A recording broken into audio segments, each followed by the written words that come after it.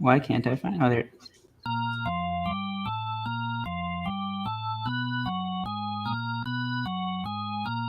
Rebuild of the favorites. We here for the latest. South side or the north side. Not tuned to the greatest. Home team for the home teams. Both sides got our own rings. On the mound or the long ball. But we don't put the wrong strings. Yeah. It's that time of the year now. Wrigley or guarantee, so the whole league that we here now. New show with a new mood. Discussions and interviews. Trade rumors that might be. This is Pinwheels and Knife. What's going on, everybody? This is the behind the scenes, whatever. We're about to retweet some stuff and do some stuff, and we're going to get started there. Twattering out. Twatter it out. Hold on one second. Beautiful Thursday afternoon. It's actually really nice in Chicago, too. It's like 7. My walk today, I sweat. I was wearing a t-shirt and shorts. I was like, 78 degrees on Saturday. Not that nice. Boy. Oh, there we go. Husky Bardo, he was on it. There he is. He was on there twice, by the way. Husky Bardo. I didn't kick anybody out of the league, so we're clear. Husky Bardo double registered, and he let me know as an honest person. And so I was able to get that extra spot for Darren. All right, well, let's go ahead and do the intro before we start talking shit. Whose team is Zoe's ring light? Alex? Or no, is he the makeup table? I feel like Alex. One is makeup table, one's light, obviously. No, it says ring light's not in the room yet. How do I join the Fantasy Baseball League? It is full. Alex, yeah. All right, so whoever wants to join, just pick one of our teams and you just root for us. There you go. You can live vicariously. All right, let's do this. 3, 2, 1. What's going on, everybody? It is Friday, March 5th. Very good day. And this is the Pinwheels and Ivy podcast. I am your host, Matt Sawaski, accompanied by, as always, Mr. Aldo Soto. Were you going to say followed by? I follow you. I follow you on Twitter. I guess, yeah, we follow each other on Twitter. Let me be the first to say, Zoe, happy birthday from the past and today, the current. It's true, yes, because it's Friday, but it's not, but it is. It's the future, so but it's not. Thank you. And Mr. K-Fids. Because we're going to be getting Zoe for his birthday some speaking lessons so that he can both say Frank Mendocino as well as we can also get him to say lots of other big words like cat and dog. So we're getting there, though. He's getting better. And what, 37 now? 37? Yeah. Not to be? Yep, not 40, as Yumper like to say on Twitter. Dick. At least you're not 57. I'm saying. Yeah. Oh. So we have we actually have baseball to talk about. Holy shit. It's incredible. Like real action. We actually have baseball to talk about. White Sox, Cubs, spring training has started. Prince of Mukamura, dick. Sean's boom. a dick. Eat it, Sean. And as always, just by that comment, you can watch our show live on Thursday nights and join our comment section as our good buddy of the show, Sean Sears. Go check them out on Locked in Cubs. Challenge me to pronounce Prince of Mukamura. I'll do it again, dick. All right, we're not doing this all night. I'm Scott. Gene Watanabe. Watanabe. Who's that random starter the White Sox had in 2019? The guy with the dispenging, whatever. By the way, that name. In case you didn't notice, the room is full. We have everyone. We have 100% attendance, which is far better than any of my classes have been all school year. Yeah, suck it, educational system.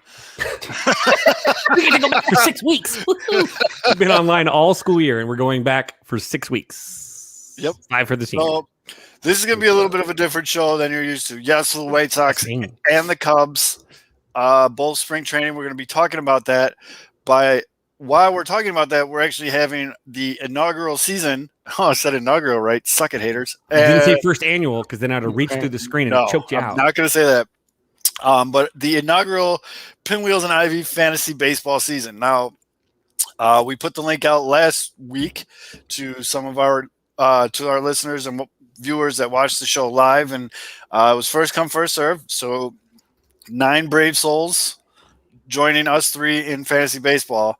The fun part about this is I haven't done fantasy baseball in probably a decade, pretty sure. Yeah, let's go around the room. Yeah. So Zoe, you said a decade. Kevin, when's the last time you did fantasy baseball? Hold on. I can actually tell you, thanks to my Yahoo profile, I'm a diamond. No, I'm not. Last baseball league I was in, I finished 8th, and it looks like, and where's the thing where it shows history? There we go. The last league I was in was 2013. My team was called Santos Insulin. Oh, the last. Oh, yeah, okay. It wasn't a decade. I lied. It was 2013. My team's name was my team name was Trout Ticklers, and I came in 4th of 12 teams. You know, I'm actually starting to see a pattern of all the teams that I've ever done baseball in. It started with Santos Insulin, and then Santos Toupee, and then also Santos Toupee. So apparently I was obsessed with Ron Santo at the time, which it makes sense. And then the last one I did was Soda Popinski's. That works. So my team. It's my first time doing fantasy baseball. So I'm like just shooting for like middle of the pack here. So we got my team names over the years was Meatloaf, Dirty Moose Knuckles, Wet Bandits, Comeback Kids, A-Rod's Cousin, Soulless Ginger. Shout out to my boy Redheaded Kev. Trout Ticklers, and now we're at Magical 400. So it's really diverse. Yes, it really does show the time gap. Yes, and the maturity level and the levels of creativity and other mind-altering substances. But don't fear if you're watching the show and you're not in the league or you're listening to this on Friday. We are going to talk about the Cubs and the Sox spring training while the league is being drafted. While the league is being drafted, if someone makes a dumb pick, we're going to probably stop the show and make fun of them. We did a random draft order, and swear on my mama's life it was a random draft order, and somehow I'm the 4th pick, Kev is the 5th pick, and Aldo is the 6th pick. So there's going to be little chunks of the show where we stop and the 3 of us make our picks and make fun of each other probably and continue to get roasted in the comment section here. Will you trade for Nick Madrigal if you don't draft him? Possibly. That is on the table. I think that has to be everyone else's strategy. Whoever gets Nick Madrigal, just hold him up for ransom. Like draft Matty Mitch is going full in, by the way. We're on the big screen TV. His wife's going to kill him. So he must be drafting on the small TV. But like Kevin Costner on draft day, I have a post-it note that says Nick Madrigal no matter what. Right up here. Boom. Ready to go. Take him 4th overall, though. You're a big fan, aren't you? I am, but I don't want to lose. But like, what if he hits 400? You're going to regret it. It'd be fine when he's picked in the 10th round. Dude, I did a mock draft before this. Whoo, Madrigal gets no love in those mock drafts. It was like the 14th, like 15th round, and they're like, "Do you want Nick Madrigal?" I was like, "Yes." So you have doubled the preparation. I think me and Aldo put in. Mock draft. Doubled it with doing a mock draft. I only have like a fantasy rankings up. That's all I have. I did one mock draft during my lunch break today, and but I'm pumped. We're taking this very seriously. 100%. I just hate losing. No, you're not kicked out of the league if you draft Madrigal. You'll just get peppered with offers constantly. And some verbal beratement, and they're not going to be good offers. I'll tell you that now. The disrespect. I am notorious for lowballing in fantasy. I play fantasy football a lot, but I don't I don't play fantasy baseball. Yes, actually, that would be what if that's my plan? What if this has been my plan all along? Talk up Madrigal like this, so someone wastes their 1st round pick on Madrigal just because they think they're going to get me, and then it's like, ha, joke's on you, because now I'm going to win. So you've been investing in this league since the first podcast in the history of Pinwheels and Ivy, because wasn't like the first segment you did like Nick Madrigal? Probably. So like you've been really, really planting that seed. You really have really good foresight. If this was like a good heist movie, like this has been where they would flash back and show me like you were talking with the art dealer back like your first interview at what was it, 2018 Sox Fest or 2019 Sox Fest? With like this is where it starts. I'm gonna plant the seed now. Yep. Get everyone to think I'm a big Madrigal fan, and then 3 years later, I'll trick someone into drafting him. And the best part is Nick's in on it. So we did that. Right before we did that interview. We discussed this whole thing. But didn't you give him? You gave him an edible too. I think you told him it was a piece of gum. No, Nick Madrigal is in the lobby. pure. Nick Madrigal does not do drugs. Sure. He is drug free. That's why the kids can root for him. As I'm taking something. Baseball player doesn't. That's just. All right, so what are you overreacting about? Like 4 games into spring training? 4 games into spring training, and our the draft starts in a minute 30. We got Darren's team up first. Should we go ahead and put the applet up so we can get a countdown going? Yep. I'll throw it there. Who the first pick is? Yeah, just leave You that get to see our beautiful face. Well, you don't get to see my face as much. I'm like, so, well, we can take off that border. Get down in here a little bit. Hold on, you can see take my that. face. It's probably better that it's that way. My girlfriend usually has me wear a ski mask too. So there you go. Huh? There you go. So before we jump in the draft, as all those team names says, make sure you're downloading PointsBet app. Use brand awareness. Promo code the brand. Promo code Pinwheels. Make sure you are downloading the app. I'm telling you guys, points betting on baseball is a lot of fun. I did it a lot during the playoffs last year. Won some loot, lost some games, but I definitely won more than I lost. I'll trade you draft rights and Madrigal for 5 hot dogs on Dollar Dog Wednesdays at Sox Park. Now, see, that's a good offer. That's an enticing offer. $5. That's an enticing offer, but we'll see who gets them. We'll see who gets them. 20 seconds. But yes, the White Sox haven't won a spring training game yet. Darren's up first, right? By the way, so the White Sox haven't won a spring training. Are you knee jerking yet? No. And are you knee jerking off? Like, is this not happening? The reason why I'm not is because every time they give up a home run or anytime like something bad happens, it's with a guy that I've never heard of before that is going to be in Winston-Salem. Whoa. That was really loud. That was really loud. The draft has started. It has begun. Either the draft started or we all just died at the same time. Lightning should be crashing right now. I feel and like I think that's going to come through all of our mics. First gone. You took Mike Trout first? Oh! There goes my whole strategy. God damn it. Right out the window. The I best laid say, plans of mice and men often go awry, Zo. Yep. Oh, man, my first pick right off the bat, Darren, you son of a bitch. So I think we all take your pain away, though, Zo. We were all surprised. Second pick is in. Acuna, the first round should fly.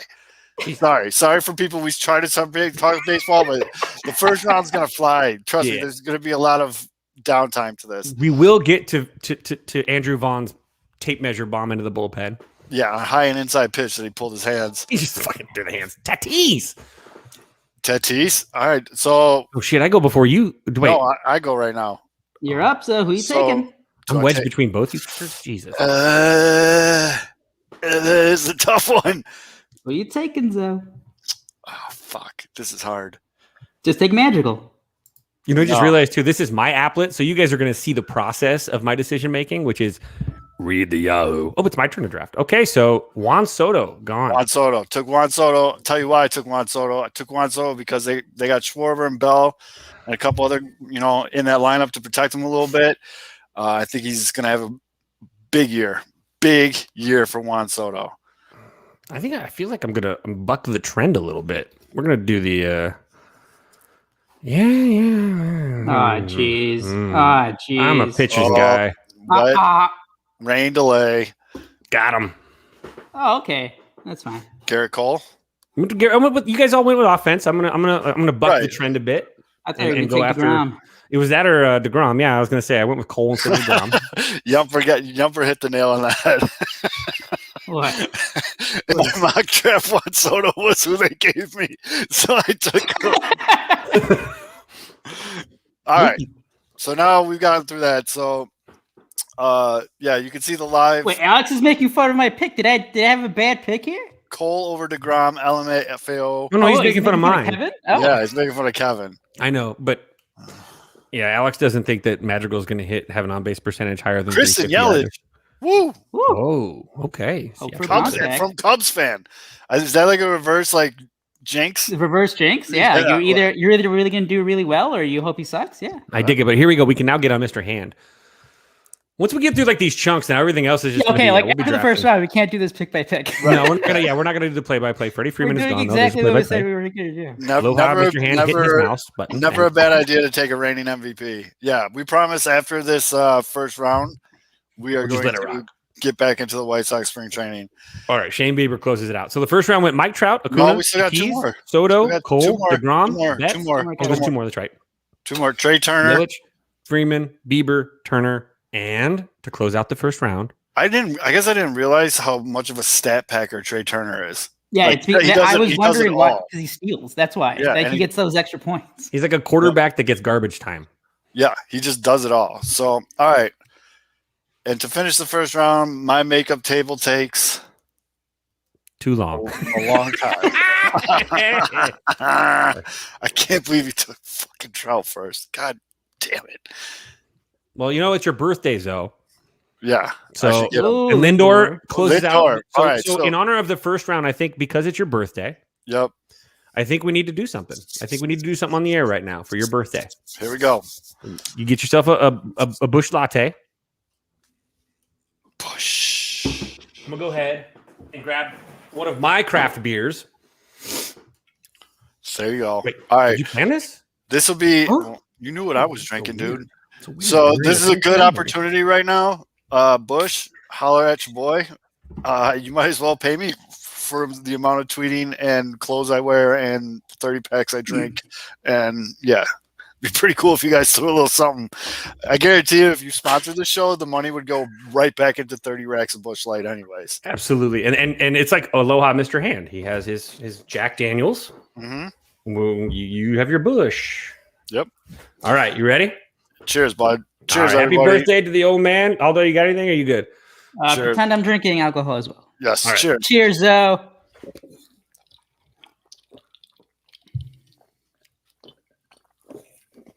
Okay. Oh, that's cold.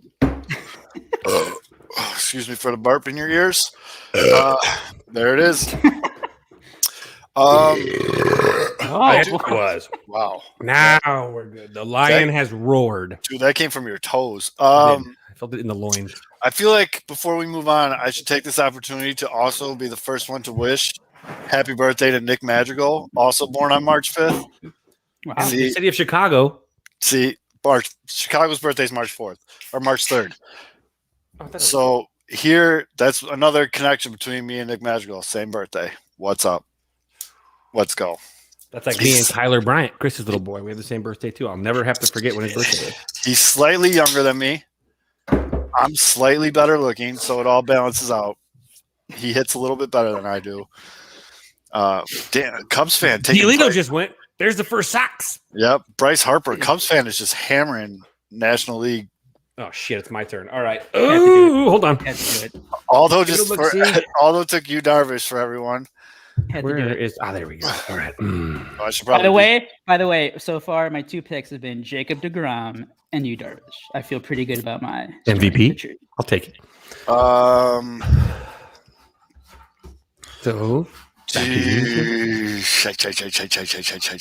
it. Take Bo Bichette. Shit, you think I won't? That's why I said it. Though. I'm trying to give you advice here. Alex dropping in with the 2 Cleveland players. No, I'm gonna have a homer pick. Homer pick. Ooh, the straw that stirs the drink. Homer pick. Dripping. Homer pick. Let's go. There you go. I'll take Tim Anderson. Going for that batting title. That's a good segue now. So let's talk about the White Sox and how the first. You said they haven't won a game yet. And there's a lot of people having. There's a lot of sarcasm out there though too. I see a lot of sarcasm, almost trolling the fans to say, like, almost like in a manner that's like conditioning them and training them. Stop overreacting. A lot of people are making, like, you've done a really good job of being sarcastic. I know Ken Wool has. Yeah. Throw it out there. I mean, I think that's kind of a good way to do it. But like, what is it so far? What have you seen that has gotten you the most excitement and the most blood flow in your nether regions? Well, you asked me this the other day. Was it yesterday? Mm-hmm. And I told you what it is the regulars, the guys that you should actually care about if you're a fan. The Luis Robert, the Eloy Jimenez, probably Andrew Vaughn. Jose Abreu was his first. Basically, they're all coming up and they're hitting very hard baseballs. And they're hitting baseballs very hard as well. The baseballs are probably, I don't know if they're juiced still. But they're moving the runners. There's a lot of productive outs, but there's also a lot of base hits and doubles, which I'm good with. We're seeing Eloy spraying to all fields. TA, he showed off that right center, right field line swing quite a bit. You could tell these are things that these guys are working on, things that these guys, they want to put into game situations, and it's fun to see the regulars now. You're seeing, especially from a pitching standpoint, the pitchers that are not going to make this roster are the guys giving up home runs and the guys giving up, walks and these bad plays. Lucas Giolito came out and he pitched 2 innings and had 4 strikeouts. He gave up a solo shot and he was pissed because he could tell he made a mistake. But Lucas Giolito had a great outing. Today, Thursday, Lance Lynn came out, had a very good outing. Like, this is what you want to see. I mean, we haven't really gotten into the bullpen depth too much yet, but the regulars are doing well. And so there's no reason for like this panic. And I guess the biggest story right now, and as a couple people have brought I got a draft real quick. A couple people have brought up it up in the comments, is the backup. I took DJ LeMahieu. Okay. I just got tricked because your team name is Magical 400. Yeah. So I just saw. I'm like, wait, did he just pick Magical? That's the trick, dude. Keep going, so keep going. Anyways, is the race for backup catcher. So what was thought as like a comical thing, and first of all, people need to relax on Yasmani Grandal. He's an all-star, and he's older, and he's like, my knee hurts. I'm not going to fucking run. So they're like, you know what? You're good. He'll go in there. We're still early in March. It's March 5th. He'll get in there when the last couple spring training games to get a rhythm. He'll be fine. I'm not worried about Yasmani Grandal. And what this is also doing is giving players like Yermin Mercedes, like Zach Collins, like Jonathan LaCroix, a lot more reps to see, because Tony said he doesn't want to carry 3 catchers. Oh, I did not see that. Okay. Yeah, Tony said he doesn't want to carry 3 catchers. So this race got turned up a notch. And then on Wednesday, Yermin Mercedes started at catcher and Collins started at DH. And Yermin hit, I think he went 2 for 3 with a double and a single. And then Collins hit a bomb. Mm-hmm. But in typical Collins fashion, he did nothing else after he hit that home run. Like, that's just what he does. But also, the other thing is, Yermin played pretty good behind the plate. Like, there was no, like, he looks a little bit more agile. It looks like he worked on some things. Like, it actually looks like he wants to be the backup catcher, not just like a, DH for the future. And then Zach Collins completely changed his stance behind the plate. He dropped a knee basically, and he said he's getting a lot more blocks that way. And for me, it feels, it's good to hear like people, working on these things that you want them to work on. Basically, They're not dumb. They're professionals. Lou Bob and Eloy are both gone. I know. I just saw it. I was trying not to address it, hoping it wasn't real. It's real. The nice thing about DJ LeMahieu is I can play him at first, second, or third. A lot of AL Central selections. Zoe, I was going to ask you. I wonder why. I don't think we talked about this last time. Or, I don't know. I just don't remember. But so like Kopech and Crochet are going to be in the bullpen. Yes. And obviously the bigger news is like Kopech is being in the bullpen because we kind of knew that Crochet was going to start there. So like, how do you feel about Carlos Rodon versus Reynaldo Lopez battle for the 5th spot to start the year? Because I mean, all those guys are going to start games this year. I mean, well, both of those guys. I've always been one of the train of thought that competition brings out the best in men. And for those two to be, I mean, Rodon now is like a comeback story. You know what I mean? Like, he's one of those like crafty guys, like on his last legs or whatever. And like this, it's either make or break for him. And then Raylo, the leash isn't very long for him either. You know what I mean? Like, yeah. And I haven't heard too much about Carlos Rodon, but when they interview Ethan Katz, he brings up Cease and Raylo pretty much every time. But not Rodon? But not Rodon. Ooh. So, there goes Chris Bryant. Mother, I will fight you. The makeup table. Wait, who took him? Who took him? That on TikTok? Alex?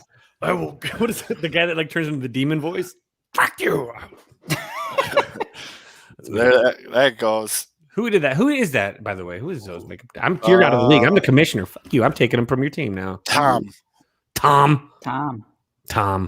Yeah. Tom Ricketts. Oh my God, he's stealing everything. All of it. Why would Tom Ricketts take? No, I'm just kidding. Tom's sleeper. He joined the league. No, Tom, show yourself. It's Tom Ricketts. We're already talking here on the trade wire because KB qualifies as both a third baseman and an outfielder. But don't worry about it. It's Tom Ricketts. He's not going to play Chris Bryant till the middle of the season. Service time. God damn it, Joe. Service time in fantasy. Service time in fantasy. It'd be a shame if the Sox did that to Andrew Vaughn. Thank goodness this isn't an auction league. Oh, well, that's a great point. So we all saw Andrew Vaughn rip a gnarly home run, high inside fastball. It was. I don't think Kevin's done coming from that. Yeah, it was it was baseball swing porn. Is that Jose Abreu? God damn it! It was tantric. That home run was tantric to me. Yes. Like last night, I'm literally just watching the best 4 swings I've seen over the last 2 days over and over again in my bed with my girlfriend next to me. Now, you tell me there's a problem. That's a problem. That's a problem. That's how excited I am for baseball right now. Is I'm laying next to my girlfriend in bed and I'm watching baseball swings. Yeah, no, it's not a problem. I don't hear a problem. Well, there's a problem. I mean, was she trying to like? Well, actually, stuff? She thought I was watching. She thought I was watching porn. Wasn't that like a trend on TikTok right now? Like you play the beginning of the porn music, and then you got to get like remix. Yeah, you got to catch someone staring at your screen, thinking you're looking at porn. Yeah. No, but I mean, she must have thought so because the amount of excitement I got from the swings that I saw. I mean, porn is compared to that. Like that was blood flow right there. That was Vaughn's swing was so compact, and it wasn't even a good pitch. It wasn't even a good pitch. Like he hit a ball under his hands, 370 feet easily. Now that kind of power can make. That's like a good example of a hitter that is strong enough that when they make a mistake, they still get the job done. Like that is special. It's my turn to draft. I'll shut up. You guys talk. Yeah, no, it was up and in. He got the hands up. He ripped it. I thought it was just like going to be a nice shot, in the gap, but he hit it to the back of the bullpen. Fucking bomb, yeah. Yeah, it was just an absolute just beast of a shot. So no, that was, and the other thing though with Andrew Vaughn is they announced that AAA is delayed at least a month. Mm-hmm. So for people, what are you going to look up, Kevin? Why is this not loading? I want to understand. What does DTD mean? Day to day. Is he hurt? He's fine though, right? I mean, yeah. We would know if these players were out with serious. Yes. We tricked you, and he's out for the year. He's dead. Broken leg. He's dead. Got him. I'm making this pick in honor of my boy Beef Loaf. I'm drafting your guy. Richard Simmons? Okay. Oh.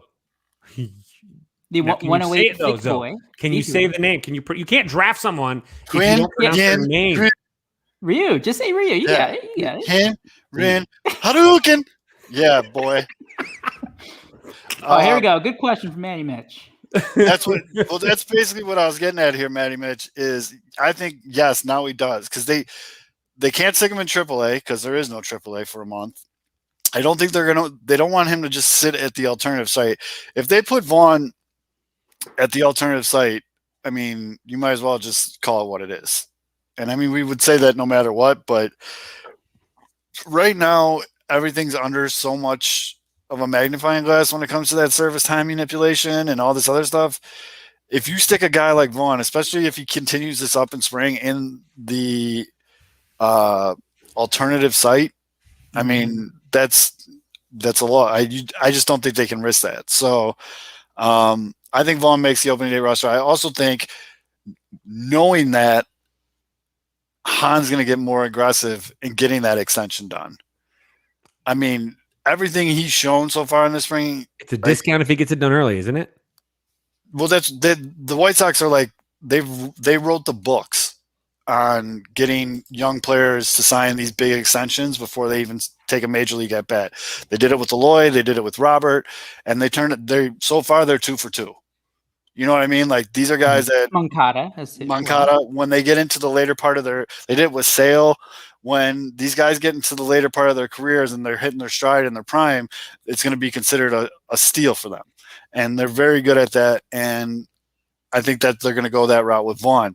Now, the other thing that I want to point out with Vaughn before, I get ripped on for being like, he hit 1 home run. Who gives a shit? I'm up next. For OPS No, training. It's watch how he's working counts. That's a mature hitter. Yeah. We talked about that. Yes, he is working counts. Like he's coming back from being down 0-2 to work it back to full and then getting on base. He's seeing at least like 4 or 5 pitches in that bat. And it's fantastic to see, especially from a young guy. It actually makes me more I got a pick. Yump, you got to save the Cub stuff for the second half, Yump. Yep. You need to ask that, copy and paste that one for a later comment. We'll get to that one. This is Zoe's birthday episode, so we have to go Sox heavy. We have to go Sox heavy. We have to talk about Magical. I'm going to do something that the White Sox going to do. Jeez, Pete. Ozuna. Yeah, I just drafted Ozuna, who's still on a plane to Chicago. Isn't that right, Hector? Just to visit. He didn't say. Well, he did say he was going to sign. Mm-hmm. Hey, you know how badly I want the Cubs to win? You know how bad I want the Cubs to win? Yes. So you're going to draft Aaron Judge. Fuck Javi. Aaron Judge was still available? I was going to draft Javi until I saw Judge. Actually, I was going to draft Tim Anderson over Javi, though. Sorry. We'll talk about that later. Oh, yeah. Well, she lost. Give me some more beers. We'll talk about that one.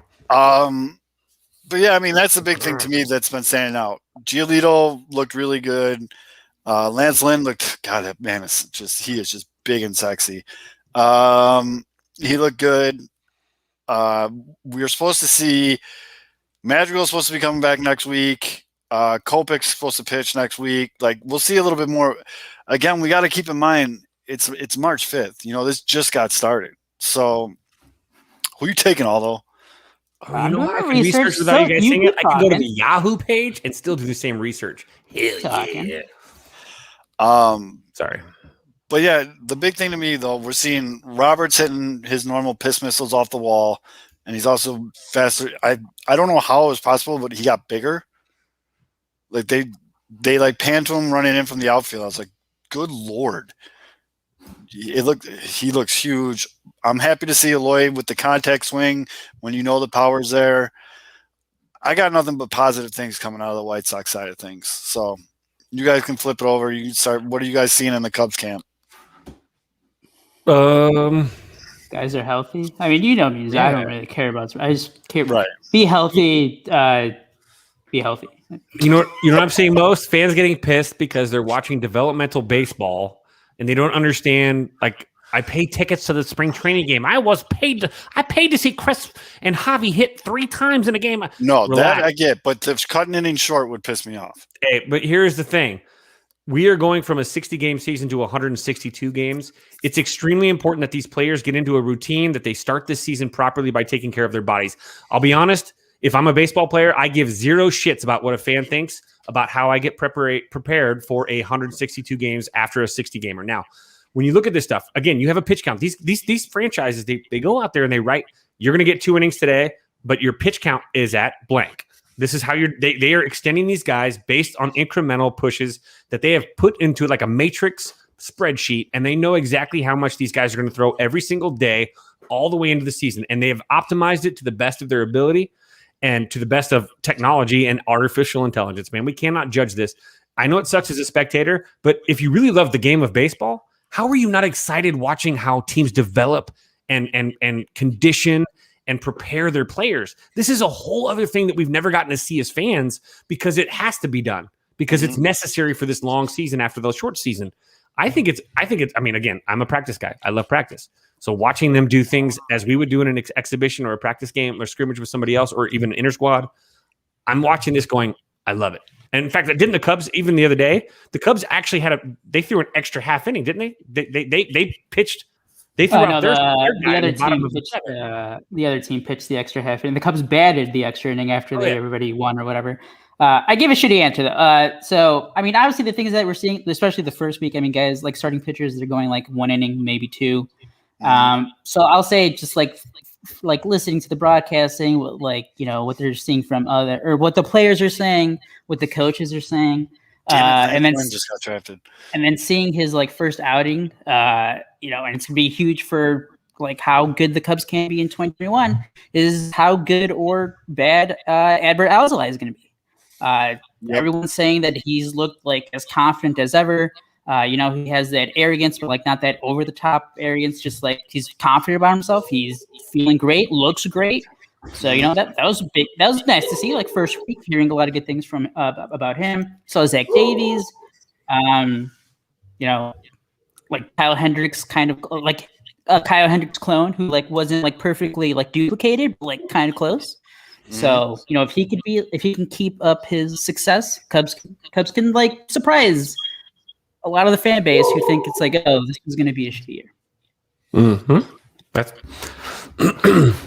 I will say that after, you know, I pay attention to Cubs spring training just from talking to you guys and, you know, for the show and things. And I have more faith in the Cubs being. Oh, there went Javi. Having a better year this year after some of the things I'm seeing. I mean, this is the thing, too. I mean, we forgot. How can we forget? I'm sorry, Kevin. Jock Peterson hit a home run first effort. Jesus. That was, and Rizzo hit a ball to like, literally hit a ball to like a 10th Rio above Grande. the concourse. Maybe I should draft Jock Peterson. Honestly. Here's the thing, too. And you say this, though. You say this. Yeah, I know. You had a little subliminal there, although you kind of gave away like, I'm picking. Well, no, you're picking ahead of us. So if you want him now, you can have him, but you might not get him again. He might not come around again. Put on that. You guys ever feel like when you're drafting? I know with fantasy football, it happens all the time. You get like a player in your head, and it feels like the dude right in front of you always takes that guy. Like you feel like you should go into a draft wearing a tinfoil hat. That drives me nuts. This guy, my buddy Josh, does this every time. And it's the kind where I'm like, and again, I punch him in the nugs for it, but I'm like, God dang it. And it feels like it. So you wear tinfoil under your hat when you go to the draft, and no one ever. You win. Oh, damn it, Luke. What happened? Who did he draft? Vlad Jr. I had that shit queued up. The thing I think the thing I've seen, I know the Cubs play the Dodgers later this evening at like 5 our time or 8, 7, whatever Central. But tonight is like Ian. I called it Ian Nico night or whatever because it's Ian Happ and Nico and then a bunch of other dudes. All right, okay, here we go. And Suarez, Ken Wu would like your pick. He has high Ken War. I think Beefalo would love that pick. He was going to trade Lubov. Yes, he was. That was the first time we had Beefalo on the show. Beefalo. I mean, that would have been an okay trade. Kenley Jansen. God damn. Oh, reach. That was a reach. Who picked that? I don't know what a reach would be, but I don't know. I want some saves, and I think the Dodgers are going to win a lot of games. Let's go, Kyle. I always feel like Kenley Jansen was like on the verge of losing his job. Maybe not, though. Maybe not. Actually, I think that dude's going to show up. He's like on and off, man. He shows up, he gets lazy. They won the World Series, so actually, this might be a lazy year. Son of a bitch. I should probably start drafting pitchers, huh? Nope. Nah. Load up on the offense. I mean, I got Harukin, so I should be good, dude. Crazy. I had a buddy, by the way, in fantasy football that drafted is a 2 QB league, and every year that asshole would draft like 8 quarterbacks. Oh, there's always that guy. Don't be that guy. That guy sucks. And you know what he would do though? Like he would have a good starting, and when you get to the bye weeks, he won the league 3 years in a row. So I guess I can't make fun of him. A buddy of mine asked me to co-manage his fantasy football team a couple years ago, and we get there, and I didn't have any idea on the scoring or I didn't even ask. I was just mainly there because he was going to buy my drinks and I was going to help him draft. And this dude drafted like 6 tight ends, and I'm making fun of him. I'm like, look at this asshole. He drafted 6 tight ends. What a dick. And he's like, no, actually, tight end points are amplified touchdown. Wow. Like, what a dick, dude. Like, my whole mood changed. Like, just from like, that guy's an asshole to like, wow, that guy's an asshole. Like, so we ended up having to like trade. Oh, I was so pissed. Don't be that guy. Don't be that guy. Friendly league. Friendly. We're powerful. Friendly league. I mean, I'm sure we can. Hey, look, I guess apparently since I'm the commissioner, I am all about so I don't know. How do you guys feel actually? If you're doing a fantasy league, baseball, basketball, football or whatever, and you have a commissioner, do you guys prefer when the league votes or do you guys prefer like a commissioner that where you're like, look, unless it's bullshit. I do league votes. You let it rip because league votes kind of feel like people are like, fuck that. They vote against it because it's self-interest as opposed to like, is it fair? The last couple of years in the fantasy football league, we did have a situation where just every trade, it would just like we would just have like 3 automatic vetoes just because like fuck you. But so we changed it to last year. It was if you have a problem, like you don't put the league vote out there, but like if you have a problem with the trade, like you tell the commish.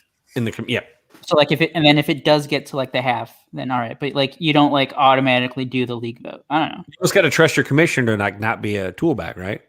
Yeah, and I don't think are so fucked. And, I mean, sorry. In all reality here, I mean, I don't think we're going to be. Yeah, I mean, this like league a is going to be. And this league is going to be very public. So if you do a douche canoe trade, you are going to be ripped. Absolutely. Oh my god, this is a long. And it's not a dynasty league either, so it's not. Oh my god, Husky Bardo kicked out of the league. Husky Bardo kicked out of the league. You're gone. Husky Bardo. Kicked out. You're gone. You're kicked out. How are you going to take Nick Magical in the 7th round? The 7th Zoe's on his phone right now trying to do a trade. On mine and Nick's birthday? On mine and Nick's birthday, you're going to draft Nick Magical in the 7th round. Come on, man. It's mine and Nick's birthday. It's mine and Nick's birthday. God damn it. I don't even have anyone to trade because I have no pitchers. Okay. That's all right. It's okay. It's 11 in the morning. It's okay. It's okay. 7th round. By the way, I brought it back, Zoe. Actually, I didn't even bring it back. I actually went full class instead of just like the silver saucer with ice and beer. Mm-hmm. I brought the fucking cooler in. So it's your birthday. Oof. Yeah, I made a couple trades. Husky Bar was brought to be peppered by drug such to show trades for Nick. Actually, you know what? Now we're in the acceptance part of the grief. I don't want Nick on my team. Because if he does bad, then you're going to be double mad? Exactly. But if he did good, I'd be double happy. Ooh. But now you're good. Did that sound like a commercial? I have half. That did sound good. It was really good. Next one, I'm going to do the whoosh. And then you got to go, it's so cold when you drink. Can I be honest? Like, I could drink probably like 30 of these and not even get drunk. My ex-girlfriend used to drink these. She's from she was a Youper. It was always Busch Light. And it was always like, okay, am I supposed to feel something here? Is this O'Doul's? I'm sorry. Because they're delicious. I mean, that's fine. They're empty calories. I have to go walk. I'm going to go run tomorrow. Running. Come on. Nerd. Kidding. I love you, Luke. Speaking of great calves. Drinking, good dunking ability. This, I don't know if it's like, what do you call it? A study came out of the booziest Major League Baseball fans ranking. And on top of that list, Chicago White Sox, average drink per game, 4.2. Proud. Do all White Sox fans do is go to games and to drink? Yeah, you would too if you sat through Nick Swisher, if you sat through LaRoche, if you sat through – there's so many things. Like, and now we're drinking to celebrate. So here's the funny part. There's no break. Is the Angels fans drink – they're at the bottom of that list. They drink like half of what the White Sox fans drink, yet they spend more money by like an average of like $4 a person. So you get like 2 beers – you spend $50 at Angel Stadium, which, by the way, is absolutely overpriced. That place, by the way, is it's beautiful. It's nice. It's so expensive. It's like going to Disneyland. It's next door to Disneyland. Pretty sure that the 108 has a big contribution to bringing up the group average. The 108, for maybe the first time in their lives, brought up the group average. Because that definitely helped the cause that – Treasy. I like the idea of doing it by section. I definitely think if we can now break down that study into sections, can someone do the study with White Sox? I'm really surprised at how low the Cubs were, because those dudes in the bleachers, there's a lot of bro dudes out there. Oh, dude, there goes all of our excuses. Of like half a beer. There goes all of our excuses. We used to be able to blame it on just drunk meatballs. Now it's just meatballs. Yeah, I mean, there's a lot of bro dudes out there that, pound beers in the bleachers, but they don't have the cheap draft beers anymore. I was going to say, also, Old Pile's out, right? Is Old Pile still there? I mean, the Sox have like a lot better beer selection, right? That's true. They drink outside the stadium and then they come in. Well, yeah, So- we have tailgating parking, but then so that gets you nice and ready to go, and you get in there and you're already in mid form. A lot of drinking is done in the bars in Wrigleyville. That's a fair I do. point. You know what? We have a minor league team here. I do love the one thing about minor league teams or just really bad baseball teams, if they're a major league team, is that they do the $1 or now it's $2 beer night. Inflation, I guess. Stop picking guys I want to pick. Those $2 beer nights are Mr. Hand. amazing because it becomes a shit. Here in Vegas, at least, it becomes a shit show. Like it's the most amazing characters you can get. You can't do that in pro baseball, especially not on the south side. Oh, No, that you can, but they won't because it's ill-advised. Yeah, It's just ill-advised. someone will die. Well, I mean, it'd be like a beer equivalent to like disco demolition night. It would just except with beers. Oh my Just god! So only there's a beers player instead of- right. There's a that was player right beers now and that hasn't records. been picked. And I want him, and I'm 2 picks away. You've put it out there, man. Now you're thinking about it. Here it comes. Here it comes. Luke's gonna take it. Luke's already taking guys. You already took Nelson Cruz. Oh, That's okay. I wanted Nelson Cruz. Damn it! Oh, you put it in there. See? Yeah, I mean that happens every single time. Yeah, pretty Damn, much. All Turkey right, is I'm in very shambles. I'm second shut base, down, third rattled. base, shortstop, and outfield. I mean, that's a value pick right there. Even though he was ranked 317th. Good job, Luke. That was good. You can have a versatile guy that's not going to produce. You gotta just watch your rankings, though, man. There's preseason rankings, and then there's rankings for the stats that we're doing on our scoring. I'm going by category, as if you didn't notice. I'm just trying to fill categories. No, I don't really remember what the scoring is, so that also is a problem. It's very basic. It is standard, right? We had your buddy that's like a world champion fantasy. Basically said just do the standard scoring. It's very standard. Head-to-head. The only thing that we don't have is holds is not a stat, That should be a stat though. but we can't. I mean, It's not in our. Is that not in our league? no, it's not in our league. I'd look before the draft. I don't think anyone like draft would have changed their draft strategy, but That makes those eight inning guys like valuable though. I mean, those are K guys though too. So if you're looking for K guys, although friend of the show, I am panicking. I have no clue what to take right now. I'm panicking. oh you got no, 12 seconds. Aldo. Oh no, stress pick. rip it.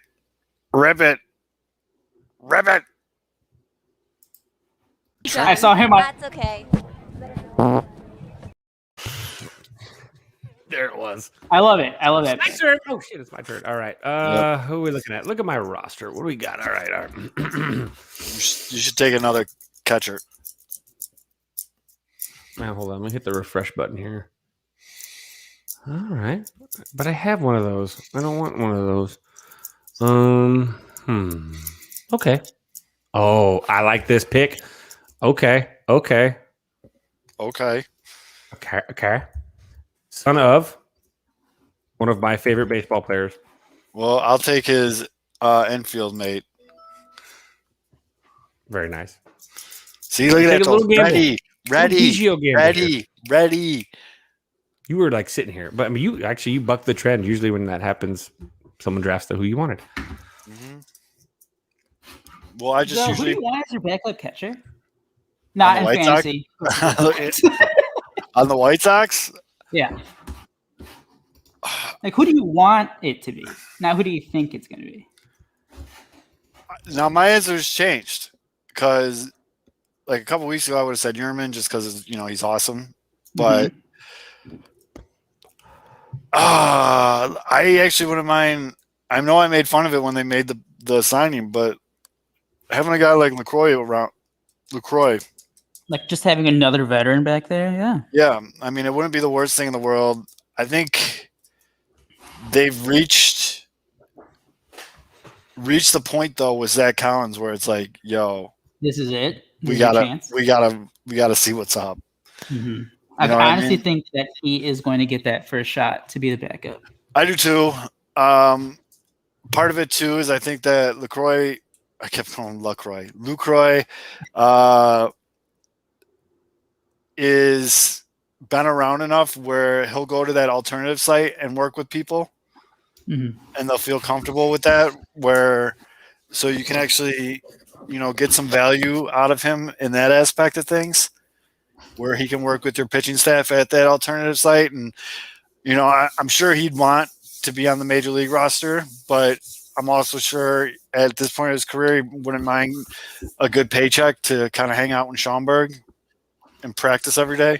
Lydia, Shompton. Yeah. But I agree with you, though, although I think Zach Collins is going to get that nod right out of the gate. I think we've reached that point with him. He's done enough where I think they're going to give it to him. I'm not sure how he's going to do with it, though. And then Kevin. So you mentioned Nico earlier. He had a first that game at Mesa. I think it was like Tuesday, I think. Had a couple hits. David Ross said it was like those 2 hits that he had was the hardest he'd like even hit the ball all of 2020. So improvement, I guess, already. Making more hard contact.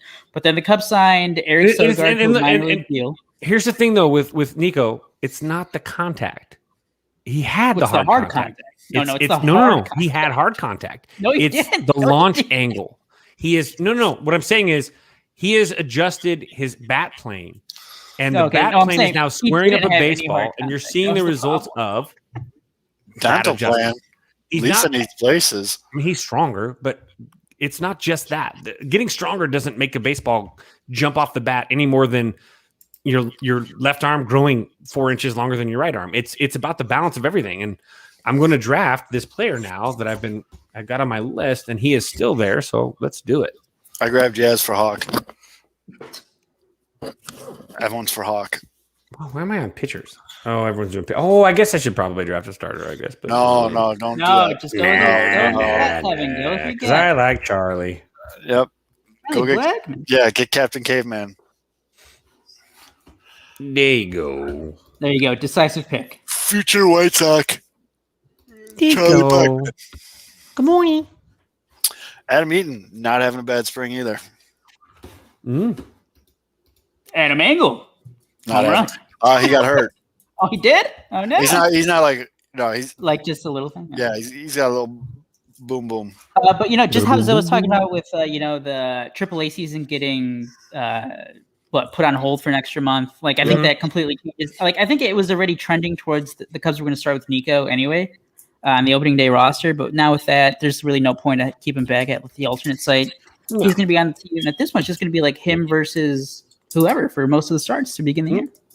It's really between him and Bodie. I mean, Vargas has actually had a pretty good start to his spring too, and the guy has actually his numbers in limited appearances last year. I think he was like a plus 300 hitter actually, but it's what Nico brings to the table. Those 2 balls he hit.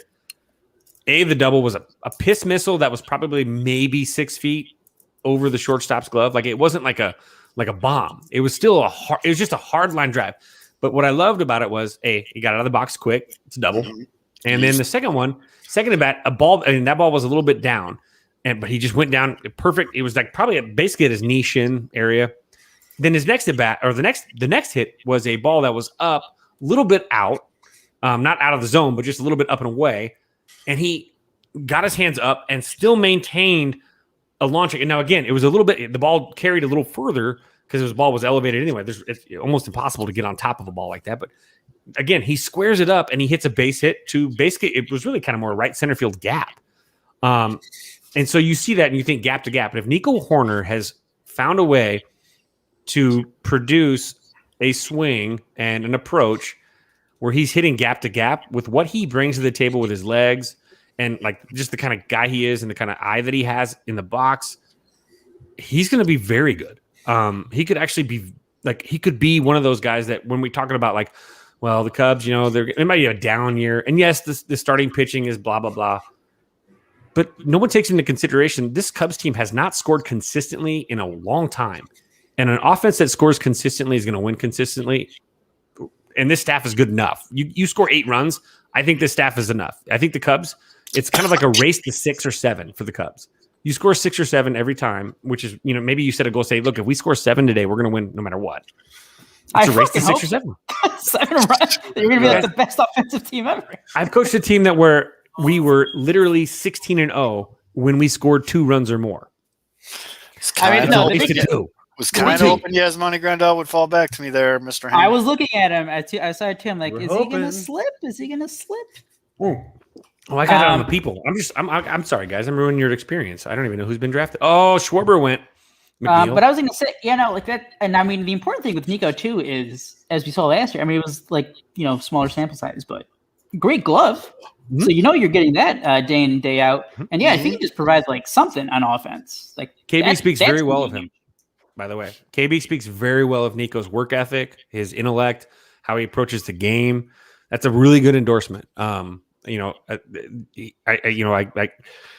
I can't help but again, it's Nico and then Burl Caraway in the conversations when you're draft Nico right now.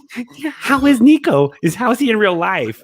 How's Burl in real life? He's like, shut up, coach. Want to point out, I just saw a video of Lance Lynn's first strikeout in a White Sox uniform, and he threw the ball, did a full 360 twirl, and then grabbed his nuts and walked off the field. I loved it. Amazing. I love this man. You want a bat flip? I'm gonna No. grab. They're gonna do. I like it. Drop it. I'm just retweeting it. I'm not even gonna comment. I'm just gonna retweet it because it's beautiful. But I must watch. yeah, Oh, Stanton's gone. wow. That could end up being a steal if he's healthy. Yep. That's So big, yeah. here's a real question. It's very serious. Very I need serious you to guy. be forthcoming and honest. I need you to not hold back. I know it's going to be tough, but I don't want you to give into the societal pressures to answer with a cliched response. I want the honest truth. Mhm. Will you be rocking a Moncada romper?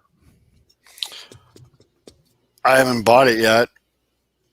Will you wear it? And will you wear it on the dog days of July Possibly. with Gold Bond? I'm That's not. fine. It's not a no. It's definitely not a no. I would say no if it was a no, but There needs to be romper night. I'm just saying. The 108 needs to do romper night. I think, yeah. I also saw on Instagram. What, Luke? I think. No, shut up and draft. Stop typing. I think Moncada.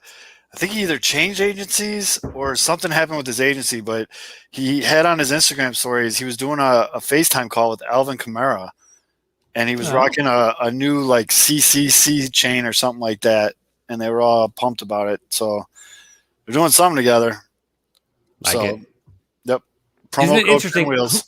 There was a story. I can't remember which publication wrote it, but it was actually talking more about the modern athlete and the marketability and the job that becomes now a second job for these professional athletes in the day and age that we live in with social media, which means you're more involved like Jordan didn't have to deal with Twitter back in the day, Right. He let everybody else do the work, but now they want like the personal thing. And I'm going to keep going on this one because I think it's important, but I think these athletes, they have now their brand. And I don't think there's anything wrong with building a brand so long as it doesn't come at the expense of the clubhouse and the team. And there are players that build their brand, and the players like TA, everyone's on board for that. They love it. But when you have a guy that's trying to build their brand and their brand is starting to affect everybody else in the clubhouse, those are the guys you got to kind of watch out for. You need a draft. I got 55 seconds. I'm good. And the idea that sorry, I'm over here. I'll go ahead and do the research though while I'm here. The idea that these players are building these. Oh yeah. Okay, hold on. You just got all excited. Yes, I did. And that's a good pick, all though, because that's where I was going. That's why I was looking at Yasmani. I didn't realize just how many catches were already off the board. Yep, it's all right. Yes, I love the idea that now that they are working second jobs. Our favorite athletes have a second job, but it's a real job. It's a job that they do from home. It's a job that they do sometimes when they're angry. It's a job that they sometimes do when they've maybe had too many to drink. It's a job they do when they're happy and they're sad, and that's sharing themselves with the fan base using social media. And I really do love this. It's like a new thing. Again, Michael Jordan shared what he wanted to share. We didn't get all of Michael Jordan, as he's the greatest of all time. But even when he would eat at his own restaurant, he's in a glass cube, right? Soundproof. But now these players are they have a megaphone. They're being themselves. They're selling themselves. And it's really cool just to see these guys. And that's what I love watching, like, when they're like Moncada, he had a plan. They planned that release of the song and everything else with his return. And it blew up. It was fantastic PR. Oh, the best flow in White Sox Twitter is join the chat. Oh, modern day Griswold, are we here? Yeah. And then Jimmy's here. Also, That is skinny. Do rompers come in size fat? Because I need a big boy romper. No, the thing is, you don't. It should be tight as shit. No, Like, you should have One of the man moose rompers, knuckles. though. I You don't don't want to think leave so. anything. What do they to the call? imagination. What is man moose knuckles? By the way, does anybody know? Like, what is the man equipment? What do they call that? Like, is that like a carrot potatoes? I don't know. I don't know. I think it's just that. I guess it's Gary Gaetti cup is what it is. Works. Ooh. You want to do another Taylor's chug? saying Is that it he chug didn't time? let the chat do the. Oh shit, wrong one. Is it chug time, Zoe? Oh, I just took a big. Taylor's saying after this pick, he's going to let the chat make his next pick. That is Chat. not a good idea. How do we pull this? Yeah, I mean, everyone's going to just have to comment. I don't know. Look at my lineup. Okay. All right. Hold on. So one thing is, actually- I can't look at my shit. You guys can see your shit. I'm And like you, trying to like. you don't have to share the screen, Kevin. No. Most It of the needs- people listening are Oh, only there gonna goes be Ian listening. Happ. Oh shit! It's my Yeah, turn. the people that are listening were like, Yeah, I know. Sorry, guys. This is not probably the best listening show. no, you know what? No, we don't apologize. Use your damn imagination. Just my Use your imagination. Imagination. Yeah, there you go. Thank you.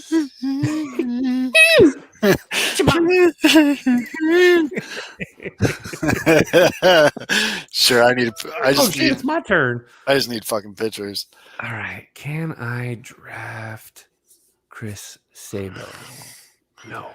Shit. Can I draft Rafael Palmeiro's finger? No. All right. I'll wave it at you though anyway.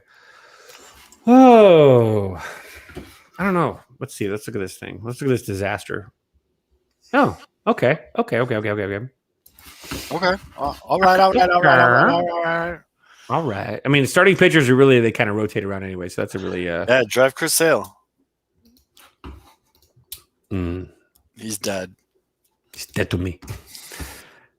You know what? I'm gonna go with Ooh, I don't know what you were listening to. That the was not guy poorly that performed.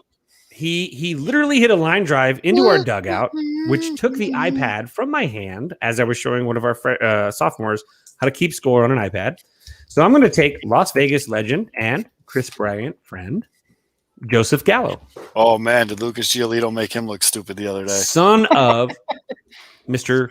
Tony Gallo, also a very good hitting instructor here in Las Vegas. I will totally give him props. He's a good hitting No, instructor. I got nothing against Joey Gallo. I've actually said on this show before that I wanted Joey Gallo to play right field. I just don't think strikeouts are a stat, right? So we're good. No, but for a pitcher. hits are a stat. Oh man, imagine if strikeouts were they get like -1 per strikeout. Yeah. Ah. Is it almost Luke's time? Luke, you need to start making a well, I guess you're gonna have to use the whole 130 if you're gonna do a little like chat poll. Yo, by the way, how many rounds is this draft? 23? Yeah, we got some time. Listen, Darren. Darren. Wait to get this going. We're an hour in. We're only halfway through. Yeah, we got to move, folks. You know what we should do? We should debut while the draft is going. We should Okay, there you go. There you go. short film. Yes, there you go. Yeah, go ahead. There you go, Kev. Do your thing. Is that good? You want to watch Yep. this? Yep. Are you good with Yep. this? Yeah, Although do your thing. I know I didn't share it with you guys earlier today. I forgot to so you guys are really last time Zoe at least got to see it. So he was Right. somewhat prepared for the stupidity We're of it all. both gonna see it the first time. And so now, you guys are both so all right. Hold on. Let me just get this. Make sure you have the volume on this time. Yeah. That's we got to make sure we do this right. Hold on. Okay, there it is. Keep the draft going. I mean, right? Is it still on the applet right now? Hold on. Oh no, No, it's our faces. It's just me looking down. Yeah. Okay, never mind. All right, let me figure this out. All right, so we do this here, and then we drag. There it is. Okay. Oh shoot! Wait, it's started without me. All right, so this is what we're gonna do. I'm gonna go ahead and get ready with this. I'm gonna put this over. Okay, so I'm gonna move the draft. I'm sorry, I've got moving different desktops and stuff so I can see things. So David Letterman, why don't you go ahead and set up this clip, Kev? Oh, here we go. Roll tape. Here we go. So this is in my darkness. It's not a Twitter prison video. It's really not as dark as that. It's really this is more of an insightful journey about science, life, wolf bait. And for the record, me and Aldo have not seen I've not this. seen that. We have not seen This could be anything. It could be. It could be Javi Baez swinging and missing on 18-inch outside of the zone pitches over and over again, just for your pleasure. But it's not. I hope over and over. So this is a little piece that I've entitled. Again, the Sundance speech. I've entitled it "Weird Science." So here we go. I hope you guys enjoy. I like that you. Wait, hold on, real quick. Actually, no, just roll it. You're losing God damn it! Kevin. You're What do you got in your ruining it. hands? What do you got in your hands? You're losing. No, you're losing your audience. Play No, the I'm fucking clip. What do you got in your hands? You got a beer? Chug. Yes, play the Zoe, clip. now. I'm not starting this. I'm not starting this until Zoe chugs a beer. There you go. Till it's gone. Till it's gone and I see that crushed can, I will not start this clip. All right. Okay. Oh, wait. I did it wrong. I forgot to add sound. There it is. All right, here he goes. Share audio. Weird Science. There it is. You guys seeing it? Yes. All Let's right. play. Hopefully you guys will get to hear it too. Here you guys go. Oh yeah, this is the time to get a beer. Let's all go to the lobby. Zoe, chug again. Chug again, Zoe. I could have chugged during this. Yeah. I got a burp. Chug again. Go to the lobby. That's the whole. to This get is the chug it. treat. This is the chug it song. Delicious things to Here you go. eat. You know what? The popcorn can't be beat. The sparkling What? drinks. Did someone just take my guy? The chocolate bars and the Son of a candy. bitch, Mr. So Hand. let's all go to the lobby to get ourselves a treat. Let's all go to the All right. lobby to get ourselves a treat. I present to you Weird Science.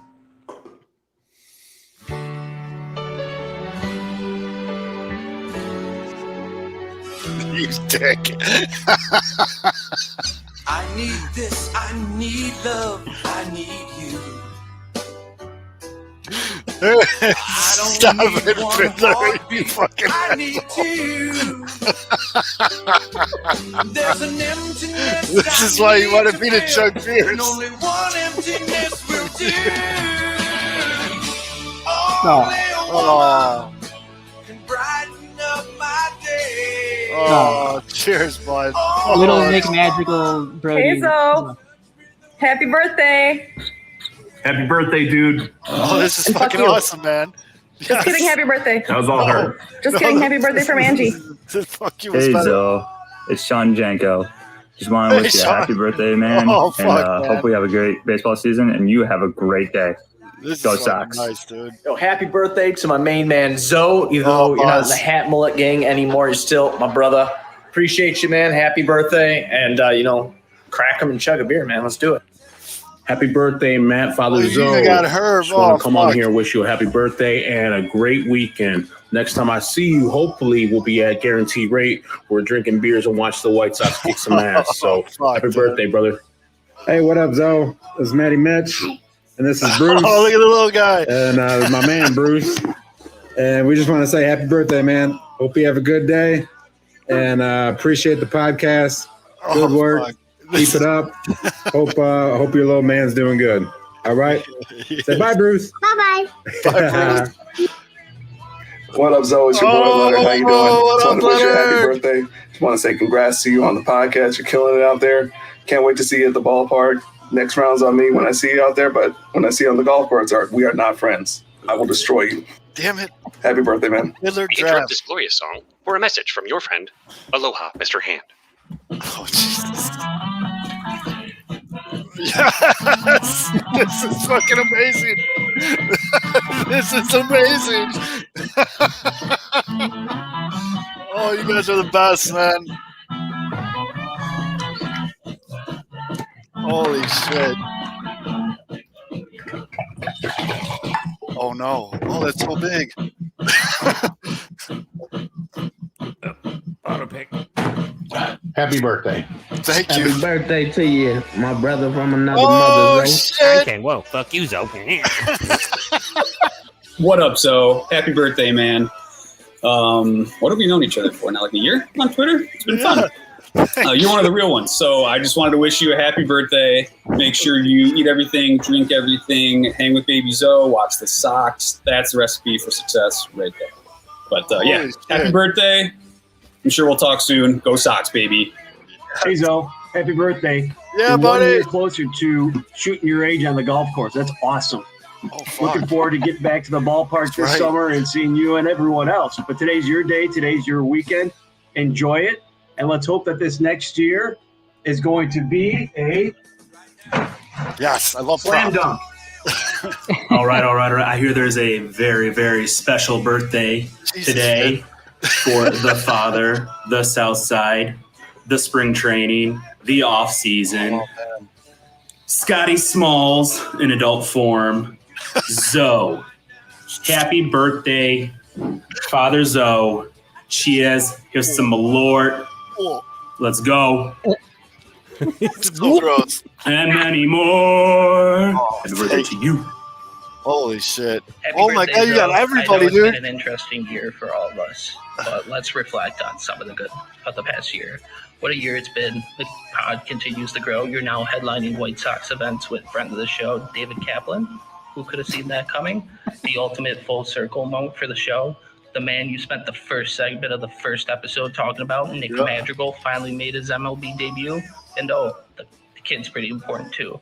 But all in all, congrats on the great year. Enjoy the day, my man. Your midlife crisis is right around the corner. Oh, it's here, brother. Yelper here. Just wanted to wish you a happy birthday. Thank you so much for all the content and Twitter banner between us. What's Take up, it easy. Yelper? Hope you have a blessed day, buddy.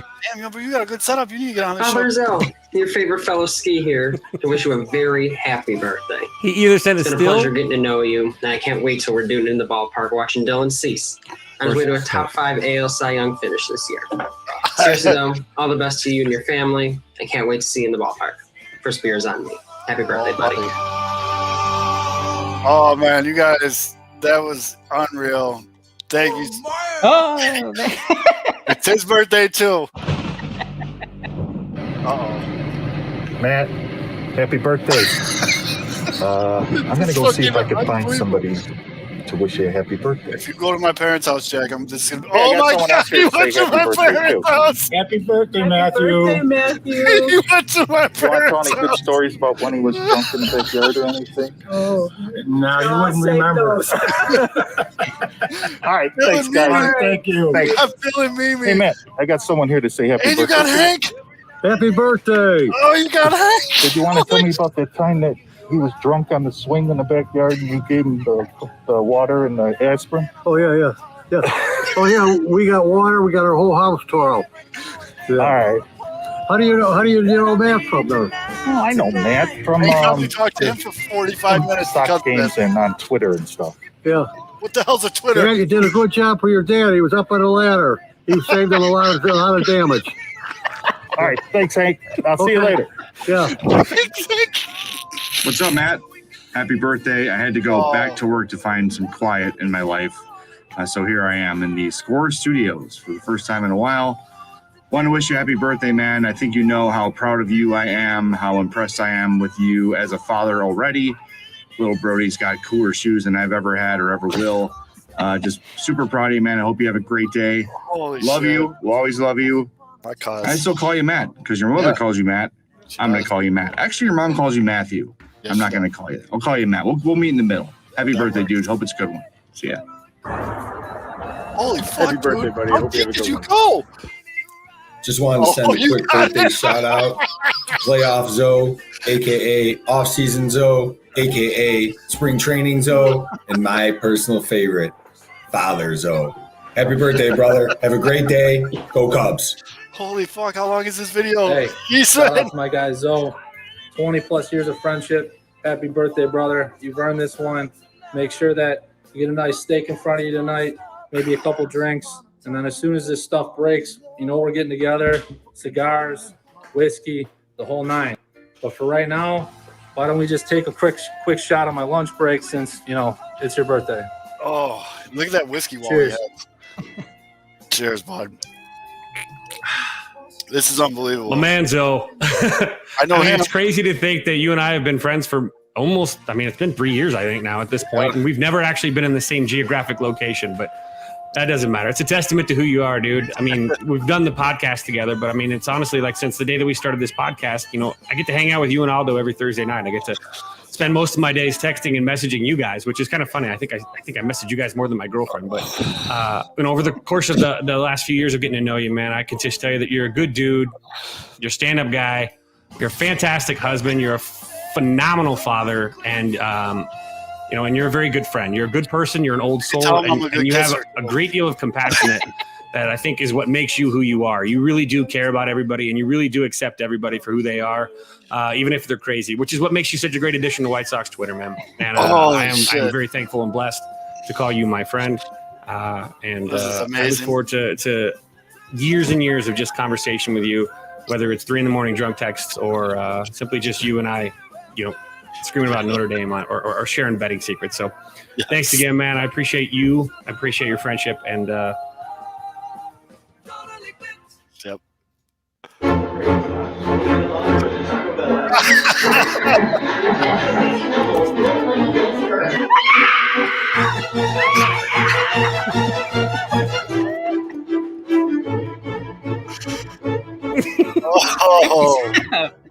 Well, Jesus Christ, man. Hank is still talking. I don't even know what to say, dude. I'm like sweating right now because when you get like embarrassed and you start sweating, that's where I'm at right now. I don't even know. I drafted 2 guys. I don't even know who I drafted. We have one more surprise.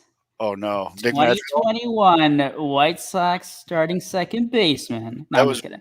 Yeah. Nick Madrigal's not coming out. So messed up. But if we could, he would be on it right now. I know. Happy birthday, Zoe. You're the fucking best. Thank you, Aldo, and thank you, K-Fizz. I don't know. Damn, I can't believe you got all those people to do that. No, hats off to Kevin. That was all Kevin. That was far more than I thought it was gonna be. That was amazing. You got mailman a lot of people put in a lot of time and helped out. This was a community thing right here. This is a Sox Twitter community thing, including the 108 guys. This was partly their idea too. So this was a community of people that wanted to wish you a happy birthday, and it was like not even pulling teeth. Like it's harder to get like my dog to go outside than it was to like get people to say something nice to you, nice about you and about your birthday on video. That is easy, dude. That was unreal, man. I mean, fuck. For the first time, and for you that have watched and listened to this show, this is probably one of the first times ever where I'm utterly speechless. I mean, this is just fucking amazing. Mailman Jack went and got my parents on the fucking video, dude. And then, so quick backstory, because I know he put it here. Hank is my parents' next door neighbor. Hank has been there my whole life. Hank loves to talk. He does not stop talking. Hank has no idea what the fuck Twitter is, so that's why that was the best one. He's like, "How do you know, Matt?" He's like, "From Twitter." Hank just rolled with it. Hank likes to turn his hearing. He likes to talk to people, but while he's talking to you, you can actually see him turn his hearing aid off. So he can't listen to you, but he expects you to still listen to him. He's a retired Chicago police officer. He had like a million years on the force. He's got stories for days. I feel like you're welcoming him to the show. Is he going to come on? Wait, no, I wish you're like. No, your inflection was great on there. That might be the first time Hank has been on the internet, and I'm not. Could be. I'm not kidding. I really feel like he was telling a story about you, like cleaning out your parents, like a snow thing, or was like he said something about water exploding. Yeah, my it dad was wet everywhere, and I'm like, isn't this about him passing out on the swing set? What happened? Dude, I'm not.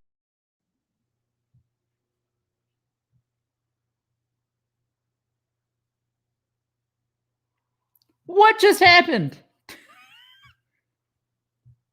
Matthew, Kevin, where'd you guys go? Anakin here. Where'd they go? I don't know. I think you guys killed my internet. I don't know who I just drafted, but I just drafted. Yeah, I don't know who I'm drafting anymore. I was like in a different window. I just heard silence. I'm like, what just happened? I mean, I can put the draft applet back up. That was. Oh yeah, we switched spots. So yeah, I'm not sure. That means that Aldo hung around and we got booted, or did we? I broke the internet. Attaboy, Luke. Your romper will break the internet, Luke. That was absolutely fucking amazing. Jesus Christ, man. You happy too. I did not 100% did not see that coming. You were looking for something really stupid. thought it was going to be weird. The funniest part of that whole video was no. My Warhol video will be like in 3 weeks. Don't worry about the Warhol video. The funniest part of that whole video. The funniest part of that whole video was, "Man, I'm kind of WO. Fuck you." Can we repeat that one so that anybody that missed it will see it? No, I'll clip that for when we tweet out the episode. I'll clip that. And Ken Lowe's special message. Hold on, let me. Oh my god! I gotta get there. Hold on. Dude, that was. It was right between Ken. I positioned it. I positioned it after King Mac, like just because it was kind of like his boy or whatever. Well, that's bad guy radio, man. Yeah, here we go. All right, so here we go. So it's right after King Mac, right? Yeah. Yeah. Okay. So we'll go because right after Mr. Hahn, when Pete does his birthday dance. Right, dude, everything was just I'm fuck. Here we go. All right. So yeah. Oh no! God damn it! I keep hitting the wrong thing. All right, here we go. Let's try this again. Let's try it and screen Chrome tab with audio. You don't want to miss the audio. All right, here we go. So yeah, we'll repeat this one. But yeah, you gotta wait. It's real fast. Happy birthday. Happy birthday to you, my brother from another mother, Zoe. I can't. Whoa, fuck you, Zoe.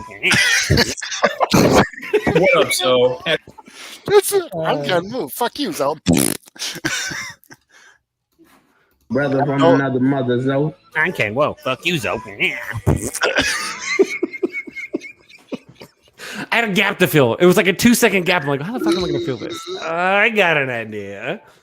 Oh shit! I got to draft again. God damn it! One of the sisters. Hey, Willie. You know, actually, I'm actually. Let's do this. Let's do a breakdown, like Beef Loaf's wife did of Willie's background. We got some good cleats. We got a Bears helmet and a Sox helmet and a baseball bat. That's a good quality background setup. And I know he's in California, which means it's like New York. You get it's my turn to draft, but you get like small space for like way too. It's way. And I gotta say that.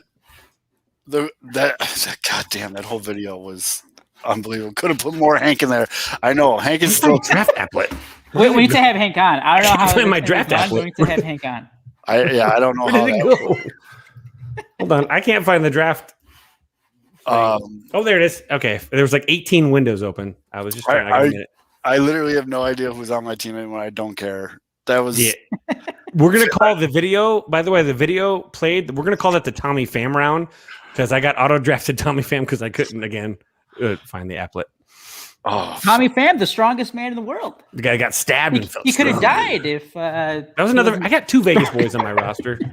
That's 2 Vegas boys that I coached against. So I guess we'll take it. Oh yeah, I don't have to. I'm not showing you guys my screen. I don't have to worry about that. What am I doing over here? Also, Yumper, you got a pretty good fucking setup, man. I like it. By that. But we need tips from Yuli Yumper on how to do actual streaming setups. Yeah. That was woo. Thanks, Buzz. Hank is a huge Sox fan. Hank is a big Sox fan. Here we go. Taylor's saying to pick his next pick. Give him Craig Kimbrough.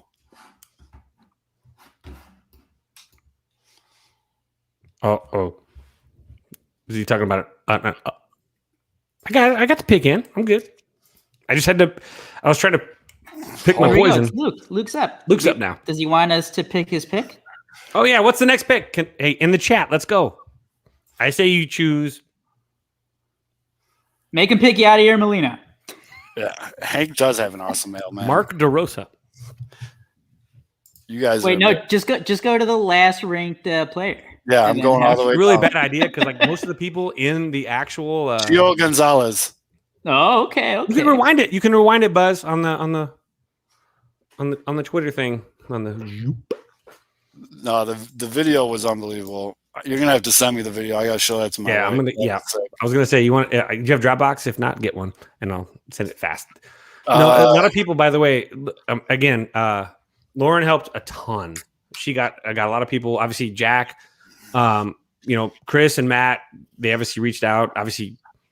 So just so many people wanted to put that together, man. It was a community. It was 100% a community effort. We were trying to make you cry. We didn't. You got close, dude. They got close. I was trying to get really like wordy too, and they got close. I got teary eyed towards the end. If you would have said I was a good kisser, I would have probably cried. I was going to talk about your dance move too, but I didn't have enough time. Yeah, I thought it was just going to be a bunch like you going through my old like Instagram and Facebook and just putting a bunch of embarrassing old pictures up. Like I was like, haha, Fitz. And then good tease. All of a sudden the video came, and then now does anybody appreciate the song? Can anybody can somebody please tell me this song? And what film, what feature length motion picture it was in? It's kind of wild that you picked that song after I told you that story before. Now I understand why the song was in your head. Kevin was singing the song. Oh, that's the second song. Yes, that's why I was told. Yeah, pre-show. Yeah, totally. But Total Eclipse of the Heart was from the Dan song. Band, the Dan Band version. Yes, I fucking need you more. Did you hear the volume go up, by the way? Yes. During, of course, your friend's concert. Yeah. Total Eclipse of the Heart was definitely a karaoke go-to for when I bartended in the South. It was Hangover, or was the Dan Band? Dan Band was old Starsky and Hutch, old or school. Old School. Old They school. were Wedding at Starsky and Hutch. Wedding at Old School when he he burns her leg with a tea. Luke Wilson. Oh god, that movie. One of the greatest comedies of all time. Like one of those films that I laughed so hard. My best buddy, he laughed so hard he laughed out. He was what he called it. He laughed so hard he couldn't laugh anymore. So after Weensey goes into the manhole cover, he was done. Wedding singer too. Yep. Oh yeah, that's right. Mm-hmm. And that's with Sandler. Well, the fake boy George though, right? Isn't? Oh yeah. Oh man. Which was rest in peace, by the way. How many more picks do we have in this draft? Guys, we still have like 8 more. All right. Yeah. We should now. The picture. Let's go. Trust your instincts. Come on. We should have changed the limit to like a minute. Yeah. Although you should cut the actual podcast recording. Yeah, cut the, right now. Do your sign episode. I didn't realize we had that many spots. Yeah, so for all those K-Fids, I love you all. Thank you for the birthday shit. That was amazing. And this is the Pinwheels and Ivy podcast. We will see you guys next week when we actually talk baseball. Potential special guest. And we actually, big time special guest. So we're going to sign off of the podcast. We're going to stay alive and finish this draft. But yeah. If you want to stick around for the wedgie, though, the wedgie will happen sooner or later. Yeah, it's going to be an all-inclusive wedgie because I got to stay here till this draft is done. So, we're going to just flip over. Hours. We're going to switch into a wedgie mode. I'll switch wedgie up. All right. Although you can kill it for the podcast. But yeah, I am just Fidge, you motherfucker. Hold on. All right. Do I want you had no idea about that? I knew from Kevin told me last night, and I was awesome idea. Yeah, you got me. How did you get my cousin Gary? Gary? Who's Gary? Like, where does that weird come science? Sorry. Yeah, so what I'll do? I gotta get because Pete and I keep doing this, dude. It's been fun. I know. You guys don't give a fuck, obviously, that we do that, right? Like the wedgie thing between, like after our show, like our little post party. Let Pete on. But Pete loves his shit. So here, I'll create a new. I'll go to. Isn't there a streamer? Just share this one. I haven't ended this broadcast. Yeah, he can just share this, dude. Oh, okay. Do that. And we'll get Pete. Just give me whatever I got to send to Pete. Yeah, it's just the same one that we had in Messenger. And we were gonna have Luke. We told Luke he could join us, but we'll tell Luke to wait his shit. I don't know what the limit is, but yeah, send it. It's basically a meet. I mean, at this part, it's a fucking free for all. This shit is just to literally bridge the gap because everybody hopefully has been drinking, and then the 108 doesn't start for like another hour and a half, right? So it's if you want to come on, fucking send Fiddler a DM. I'll send you the link. Boom, there it is. Let's go. Here we go. Here, I'll just text it to him. Oh no, I gotta Twitter it to him. Sorry. Gio Gonzalez is the worst ranked player in this draft. Fuck. Oh, he is? Yes. Okay, let's look at the teams. Who do you think is dominating this? My team blew up. But we need close. It's probably going to do really good. You know, we need both. We need Pete and we need Mailman on here actually to tell the story about. We need Mailman to go back to Hank and then have. Yeah, we need Mailman's Hank story. Did you see him? And he's like, "All right, bud, see you later." Hank's, he tried. Give him the fucking dip. So this is like an ongoing joke between me and Mailman Jack. Is it this? Since Sox Fest. Have I I'll ever told you guys about the first time I met Jack in person? So at Sox Fest, at the 108 after party at Sox Fest like 2 years ago, it was awesome, and we all had the name tags on with our Twitter handles on. And I saw Jack, said Mailman Jack. Of course, he was taking selfies with everyone because he's a selfie whore. And I was like, "Hey, Jack, what's up, dude? It's Zoe. You know, I've talked to you on Twitter before. What's going on? Nice to meet you." He's like, "Yeah, Matt Zwoski." You know, and then he said my parents' address to me, and I was like, what? He's like, I'm like, dude, you're freaking me out right now. He's like, dude, I've been your parents' mailman for years, man, years. I was like, oh shit. So me and Jack, yep. What's up, Mr. Hahn? Bring him in. Jack. Okay, there he is. Oh yeah, here we go. Hey, there he is. There he is. A+ song and dance, bud. You gotta be we careful. Still got Luke with coming, moves, and man. Jack has the open invite. Show, bud. You can't be throwing those moves out there that loose. Oh, Loosey goosey, my man. Do you like how the soundtrack started before you came on camera? Yes, I did. Loved it. Breaking news.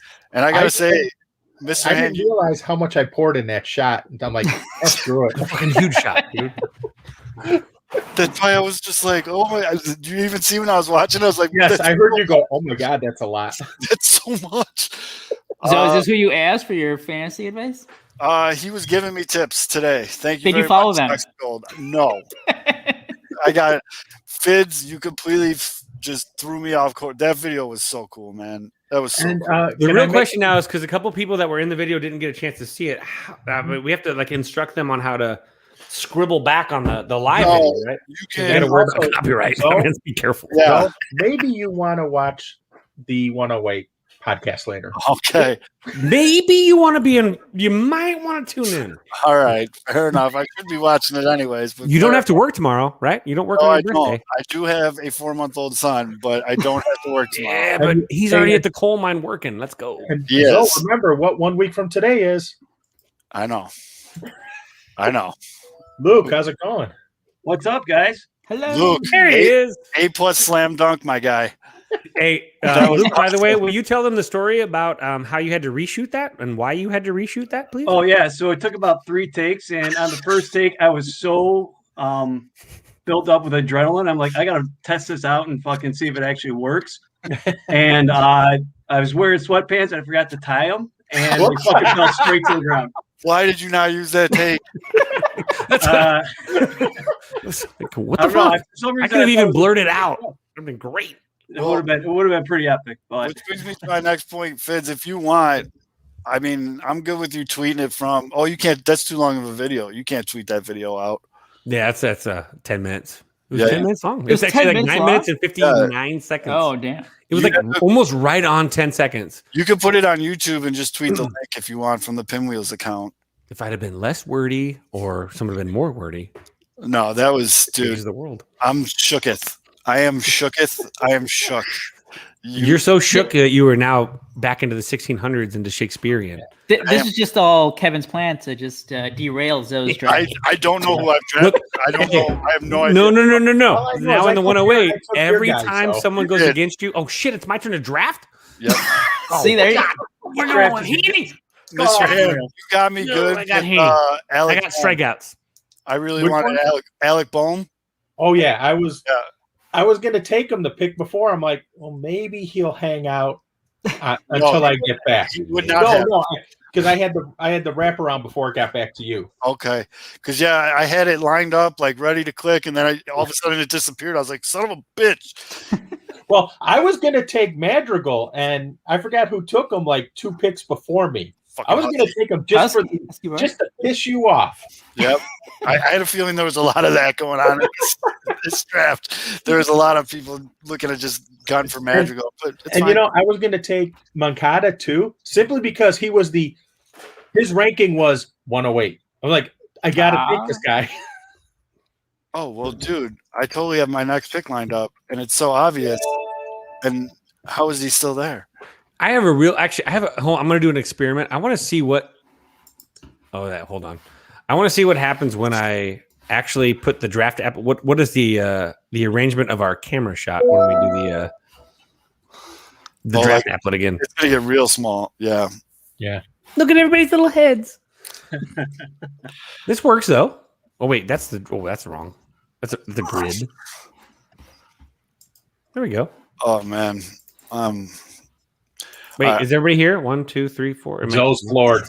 I am. I really am. 2, That's 3, wild, 4, dude. 5. 1, 2, 3. And yeah, it's 5. Okay. Hey, Zoe, you freaked me out when you did the beard thing or the. A lot of people, people were like DMing me. They're like, "Dude, why'd you shave?" I'm like, "Jesus Christ, I don't even know you." Are you okay? Are you going through a breakdown? There's a director's cut to that one. Oh no, I don't even want to see it. Actually, no, you don't. No, I'm gonna be right back. I'm gonna go check on the boy.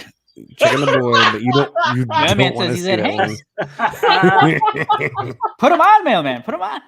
Put him on. Yeah, Jack, get him on. Is he really? Jack, are you really out right now? Are you really delivering at? Hey, I get mail delivery here sometimes at 8:30 at night. Man, he was out earlier today though. Like that, literally, his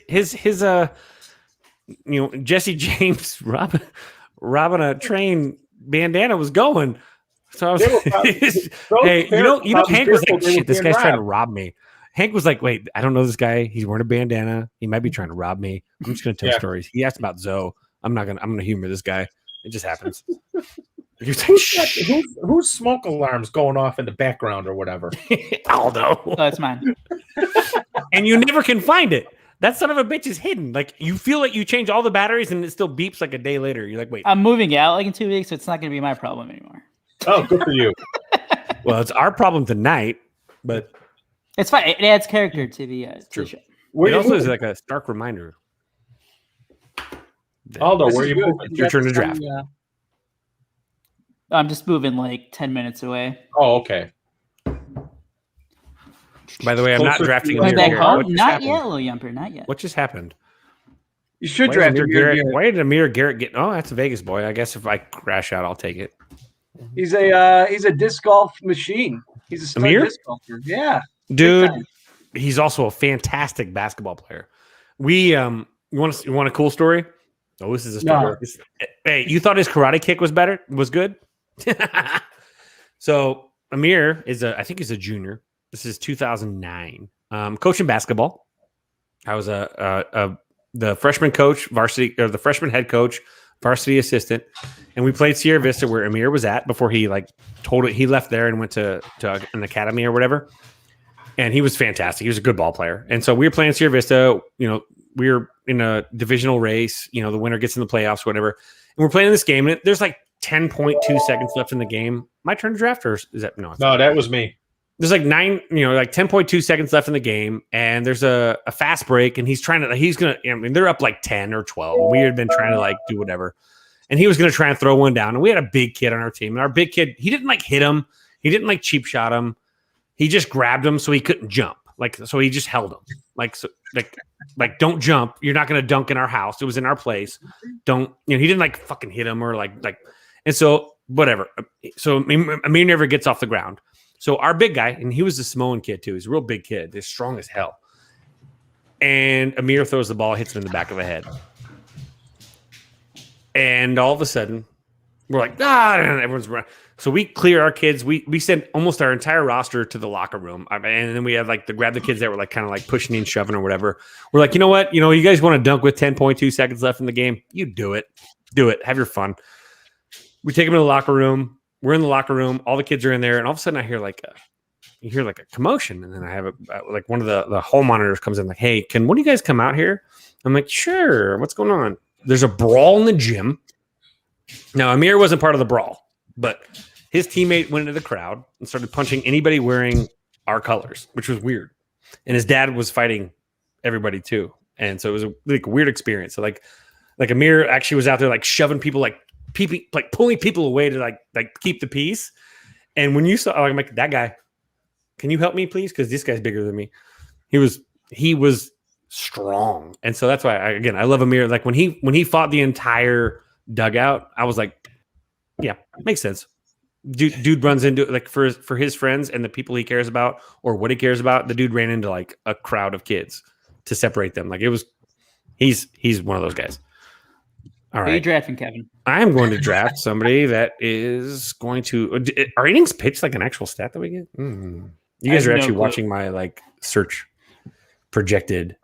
I want K's. Give me the K. So wait, out of the guys here, how often have you guys done fantasy baseball?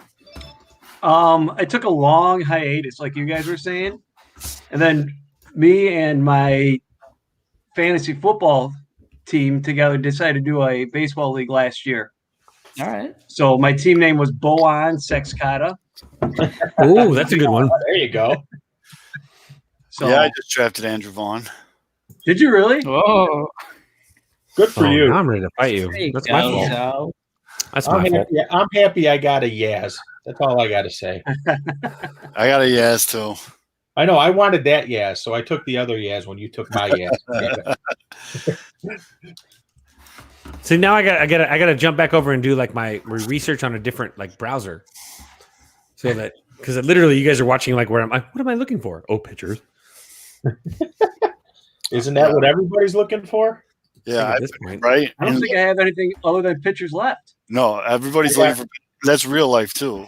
Can anybody tell me, by the way, what's the deal with CJ Cron? Why is he What's the deal with CJ Cron? What's the deal? What's the deal? Keep going, Kevin. What's the bit here? I'm getting a little loose over here. Yeah, those beers. Did you get more beer? You get more Busch lattes? I got one more full one here, and then I got to go back down and make another run. Not to the floor, just to the basement, right? No, to the garage. There's to the garage. There's a couple dude. We're still in outdoor fridge weather. Oh, okay. So, yeah, you can just keep shit outside and it refrigerates for you. Supposedly this week, the end of this weekend is supposed to be pretty good. Yep. Yeah, I saw 60s. Yep, I did too. There is healing. Then hopefully we get it. Are you guys pumped that you guys have you guys are gonna make? Well, I think it's a negotiating tactic, but you guys might actually get. By the way, there was a report from negotiation tactic. Here we go. So here we go. I'm doing it. Sorry, I can't help it because he's in a cryogenic chamber. All right.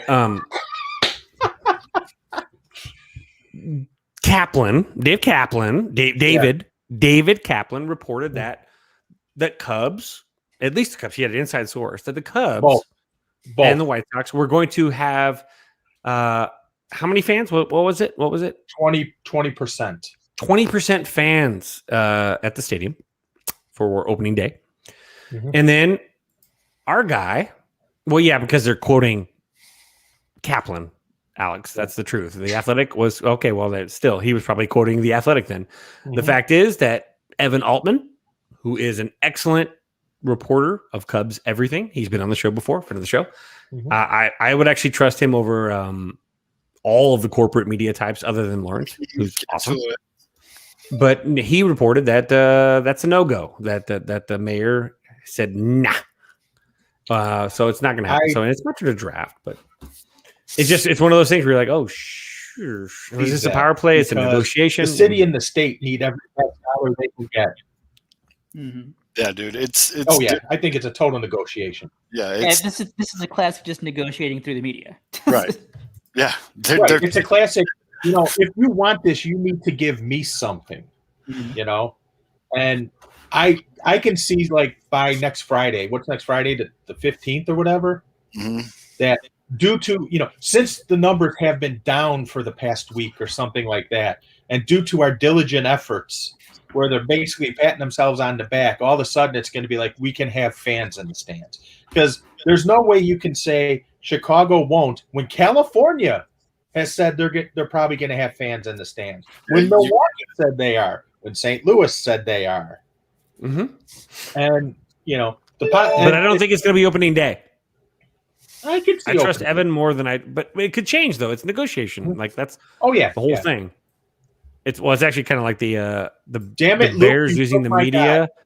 The Bears using the media to push Seattle to deal Wilson for less because it's out in the media currently saying that the Bears are desperate and offered a massive haul for Deshaun Watson, forces the Seattle Seahawks to take their demands down enough that the Bears will actually land Russell Wilson. I can tell you this too.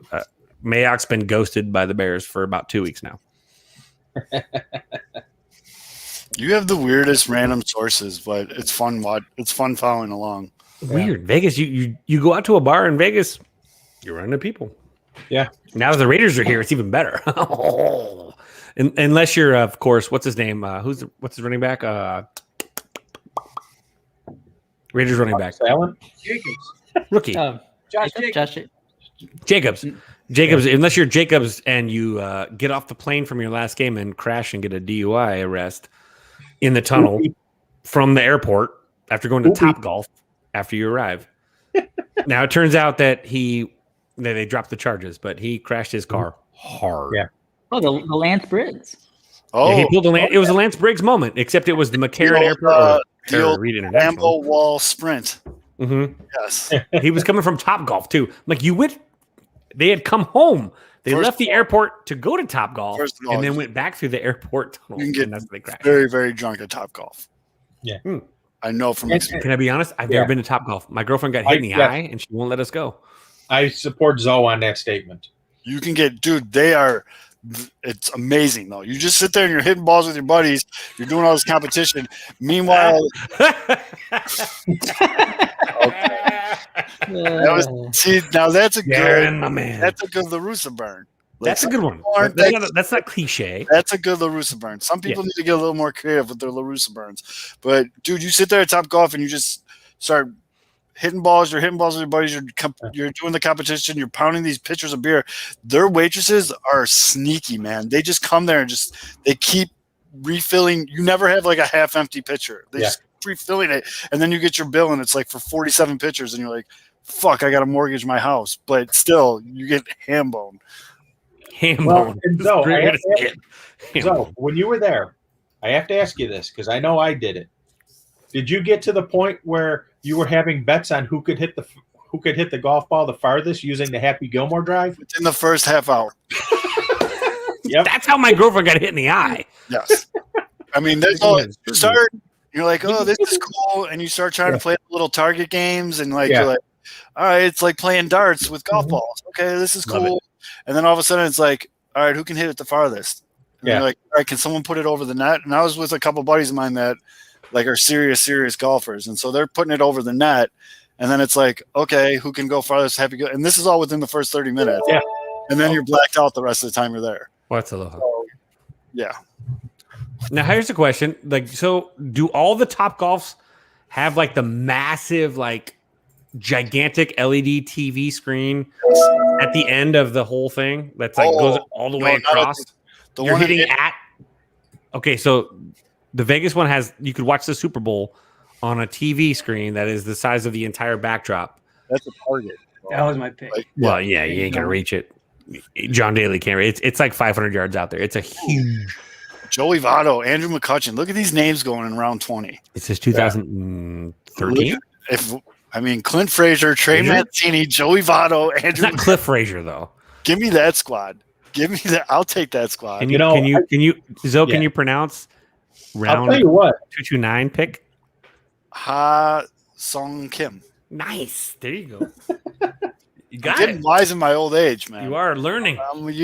Another year around the sun, and the good Lord is now giving me the ability to pronounce names. There you go. Ooh, a Pinwheels Topgolf event. Hey, we should do that. I would fly in for that. Avisil Garcia. Damn, dude. There's Aldo.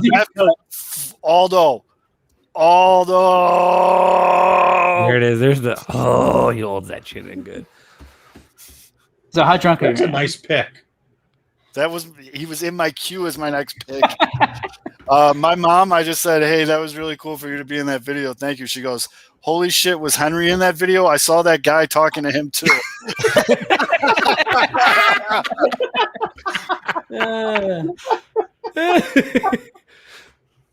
Okay. All right. So we were texting his next door neighbor. He's my parents' next door neighbor, and he's been there since they moved in there 40 years ago. Oh, jeez. Is he really available? Is this really? Dude, there's some big names on the board still. Okay. Corey Kluber sucks. He's coming back from like offensive. He's going to get a lot of wins. That's a good point. Run support. Maybe that's if he pitches. If his arm doesn't like go towards the plate, yes, there is the whole arm. True. There is the whole arm falling off scenario. Yes. Should I just keep getting pitchers? Is that what we're doing now? I mean, look at your roster. No, I'm going to do something. I'm going to do something K. Fitz should have did.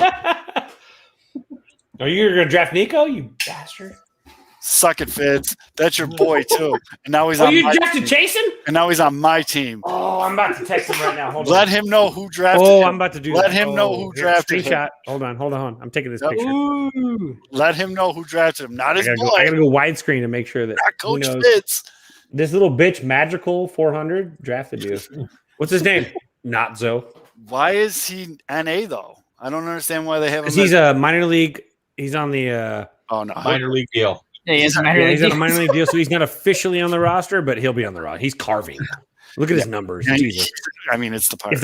If the Pirates cut him, we know why the Pirates suck. But he is their best pitcher. Him and Tyler Anderson. Spoiler alert for anyone still watching or that's here. Jason's probably going to be on the show next week. And maybe Tyler Anderson, if maybe. join us. They're roommates. We're leave trying to get him drunk on the show. I'll leave that to you to guilt them into it. Oh no, I'm gonna get him drunk. I'll send him a case of. I'll just send him a bottle of whiskey. They're in spring training. They Yeah, can't be doing that they're publicly. pitchers. Publicly, They're pitchers. they can't be doing it publicly. That's true. They can't be doing it live on. Not live on Twitter. I'm sure they can. Jason drank on our show last time. He drank tequila, I think. But he did it in a fancy glass. It was a fancy glass, so he has to just make sure it's not in a solo cup. These lights get hot. Oh, by the way, we have to figure out what the punishment is going to be for the last place team. Oh yeah, let's get in the chat. Let's go, chat. What are the punishments? We got to figure that out. Eyes around for everyone else. That's an expensive loss. Jason got his message. Yeah, it'd be a. He's gonna like you more than me now. You Yep, asshole. that's why I did it. We have to get hit by a pitch by Jason. There you go. That sounds very painful. That sounds terrible. Don't come in last. I mean, there we go. Wear standing in a batter's box and wearing one from at least a pitching machine. Oh, Luke, you drafted Garrett Crochet. That just sounds like really bad. Zoe's old. Come on, guys. Zoe's old. He's got mushy organs. Luke's been drafting all White Sox. I was ready to draft Kopech, and Luke picked him up just before. I think I need to rename my fantasy team just Ethan Katz because I got all White Sox. Yeah. Oh man, I thought I was gonna like pull like a cool move right now and be like, "Cool, look at me get Garrett Crochet this late." Don't worry, I had thought about it too. That's when I knew Luke took him. Fuck, there is really no good position players left. There's a He's on couple. the trade market. Everybody's available. Everything's on the table, right? Oh yeah, I mean this is a free league, so wheeling and dealing should 100% be happening. Yeah, I mean, Zoe. By the way, Aldo, we're on here. Yes, I am gonna try to. Yes, the Cubs are about to start. We're on West Coast time. 5:05 start time against the Dodgers. This is going to be fun. Because Ian Happ and Nico Horner are the only two players that are actually. Is it Glendale or at Sloan Park? It's probably away. Hold on, let me check. Yeah, it's in Glendale. Yeah, because the veterans aren't driving. Nobody wants to leave. Let's be honest. Well, don't they have to have two veterans? Or that's what. Look at you got Ian Happ and Nico Horner. Okay, that's it. That's literally it's Happ, Horner, Vargas, who's playing well. David Bodie. David Bodie, I guess, kind of counts if you're a meatball. What? You're like, oh my God, David Bodie's so good. That David Bodie guy hit that grand slam, you know. What do you guys think about rest of us at bats. What do you guys think about the spring training rules? Just like 20 pitch limit. Let's end this 5 innings, 7 inning games. I hate that inning walk-off thing. Oh, bases loaded? We're done. Yeah. Oh, bases loaded. Jose Abreu's up. Yeah. Come boys. I think the Sox and Raiders did that back-to-back innings, didn't they? Yeah. Back-to-back games, too. Yeah, and I think it got a little petty because they did it with Abreu coming up with bases loaded, and then I think La Russa was just like, "Oh yeah, bet."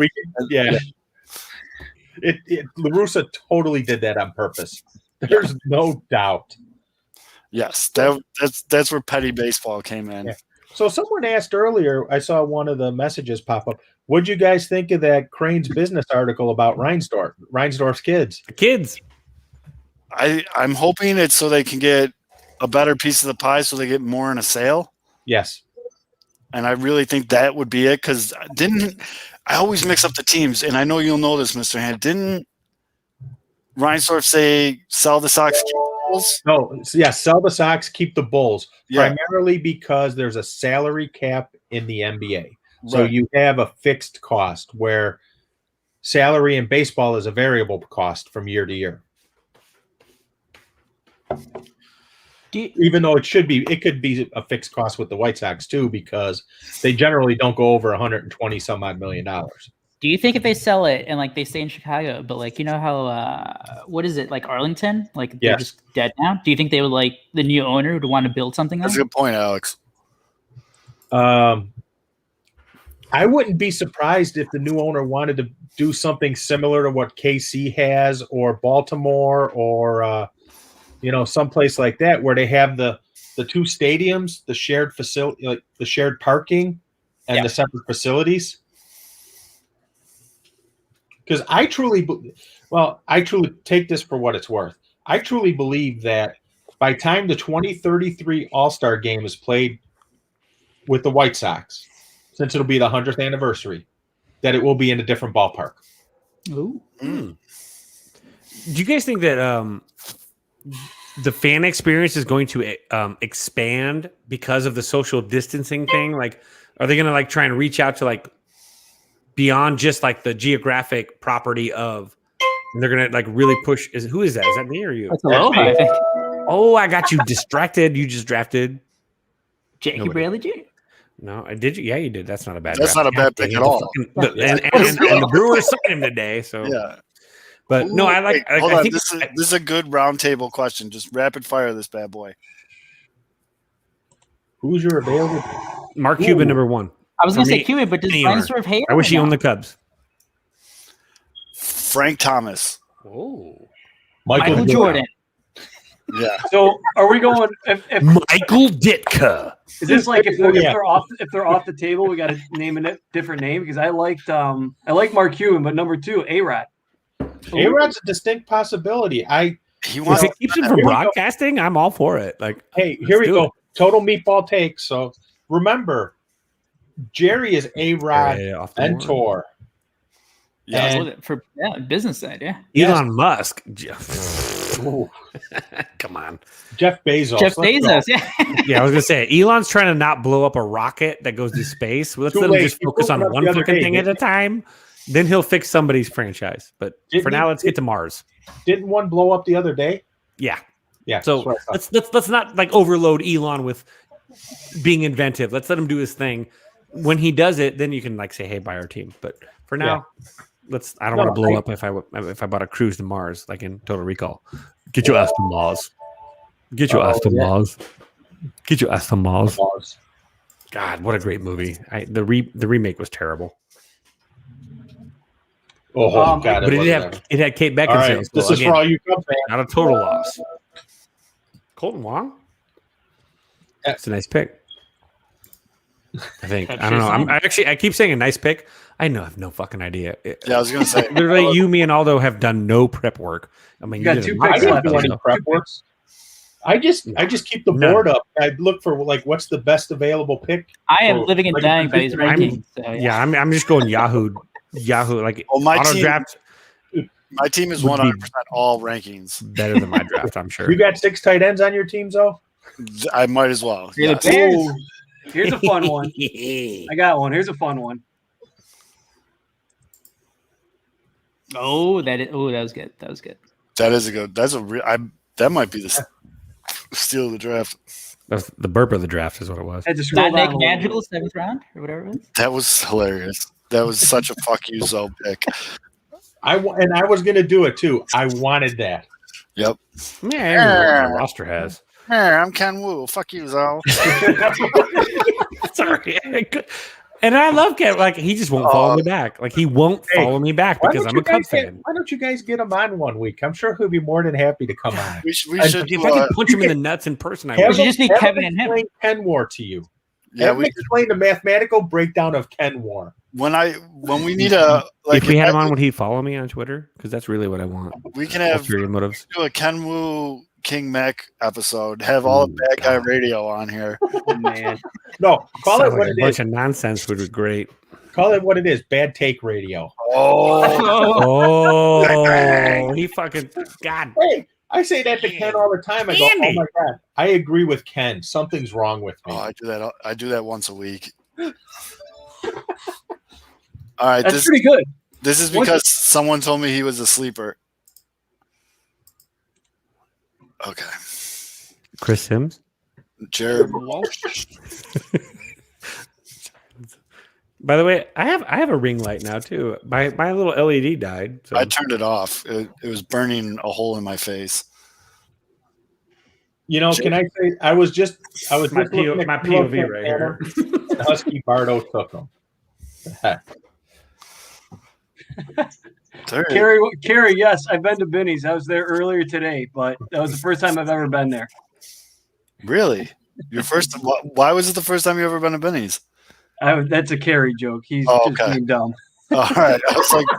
I was very confused for a minute. I was like, dude, you put up all these dope ass craft beers. Leave me alone. I'm drunk. God damn it. You got to hang around. We got the 108s. Not even like we still got another. Another hour? Yeah, I got another hour to those chumps get on. I got to bring up something Alex put in the chat.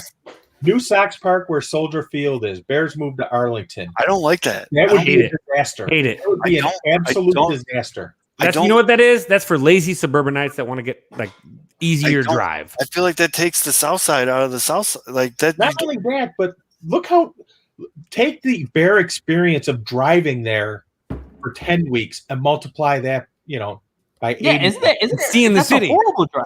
Remember your city. Like actually be in Chicago for a fucking football game.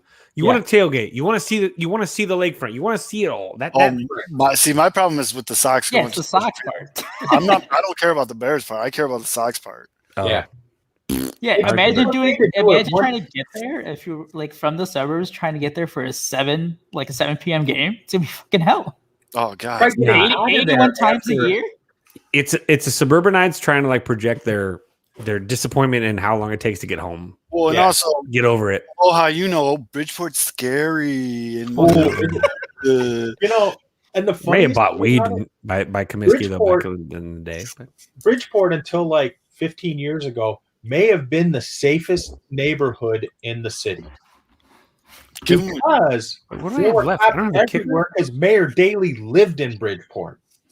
Right. We lived on 35th and Low, for God's sakes. You could drive down Low and see the cop car sitting there with whoever the copper was studying for like the bar exam or something. Right. Sitting in the car studying his law books. Yeah, dude. The whole thing is just I've never heard of a baseball team being gentrified. It's unbelievable, dude. Like, I don't want to. Eloy bombs into Lake Michigan would be sick. Yes. That would be really cool, and it would definitely. But see, isn't like everyone's gripe with U.S. Comiskey Cellular Rate Field now that they didn't point it towards the city, so they have the skyline backdrop. That and the bars. And remember, you can't tear down Soldier Field. It's a national monument. Yes. I don't. Now, Zoe, please pronounce my current pick's name. Let me see here. What we got? Isaiah Kiner Felfa. Oh, that's what Mailman Jack had that for lunch. Falafel. Yeah. There you go. Yeah. See, magical bombs into the lake. Yeah. if he goes on the sand and throws it. Well, I think this is it. I think we actually finished finally. It took us how long? to the water. Yes, we finally finished this draft. Yeah. What I kicker got did one you guys more. draft? I What got kicker one did you guys? more. I went with Robbie Gold. And Bobby Gold. Did you guys draft a kicker? I've got one more. I've got one I more. drafted good a point pick guard. Oh, good. Oh, Nice wait, move. I'm Nice up. move. Shoot. Strong. All right, here we go. Last pick. Oh, here you go, Better be Pete. someone cool. Oh, You went in. I was thinking about that. Oh, did it? I guess so. Oh, Dude, wow. Alex is like the unofficial fact checker of Pinwheels and Ivy. Seriously. Good for him. When he puts it in the comments, I just roll with it. I don't question it. Alex's middle name is fucking Britannica. Yes. Like It's Alex Sanica Britannica. It's a new. Where I'm going to sell them door to door in the 50s. I can't believe this guy's still here.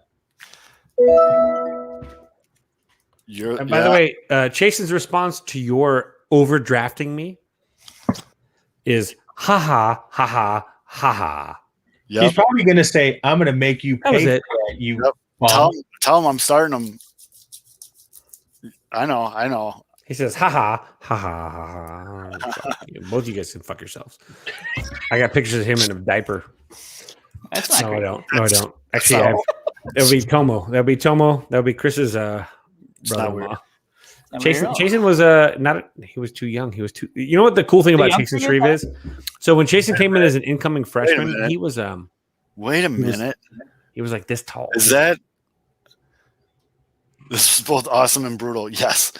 Fids, kill your screen, dude. We don't need to see the end results. We're on the last pick.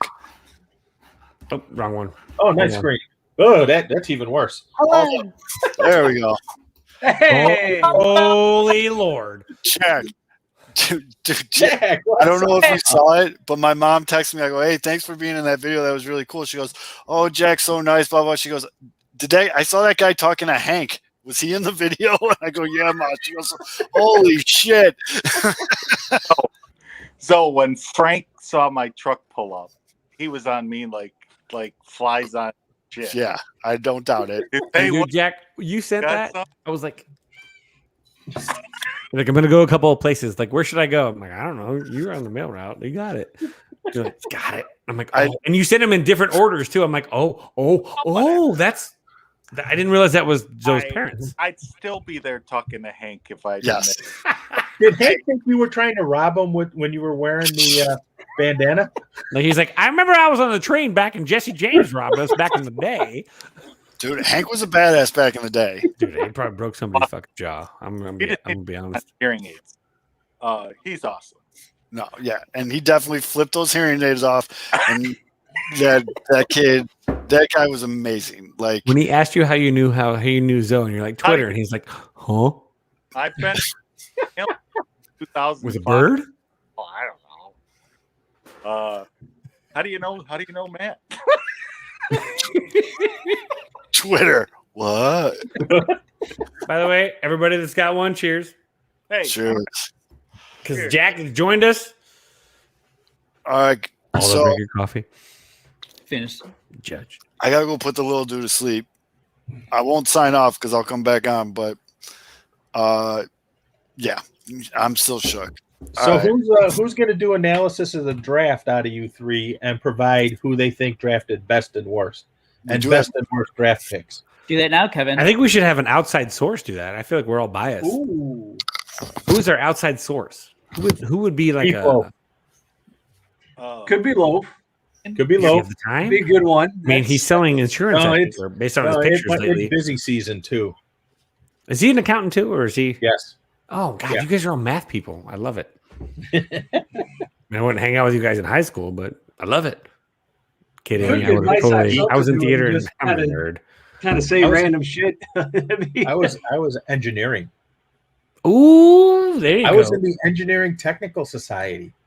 So I don't know if I told you guys this whole story, but I have a really good friend here named Jim. He's a food critic. He's extremely like respected around like the Vegas like culinary scene. Like when Jim Begley shows up, everybody like throws their best dishes down or whatever. And he's obviously he's a friend though too, and we've gone to a bunch of beer things together. And I went to his house. And he's like, "Dude, come over. I got some Malort. We're gonna drink some whatever." And I come over, and he's like, "All right, here you go." And he hands me a koozie for my beer. It's a 108 koozie. I'm like,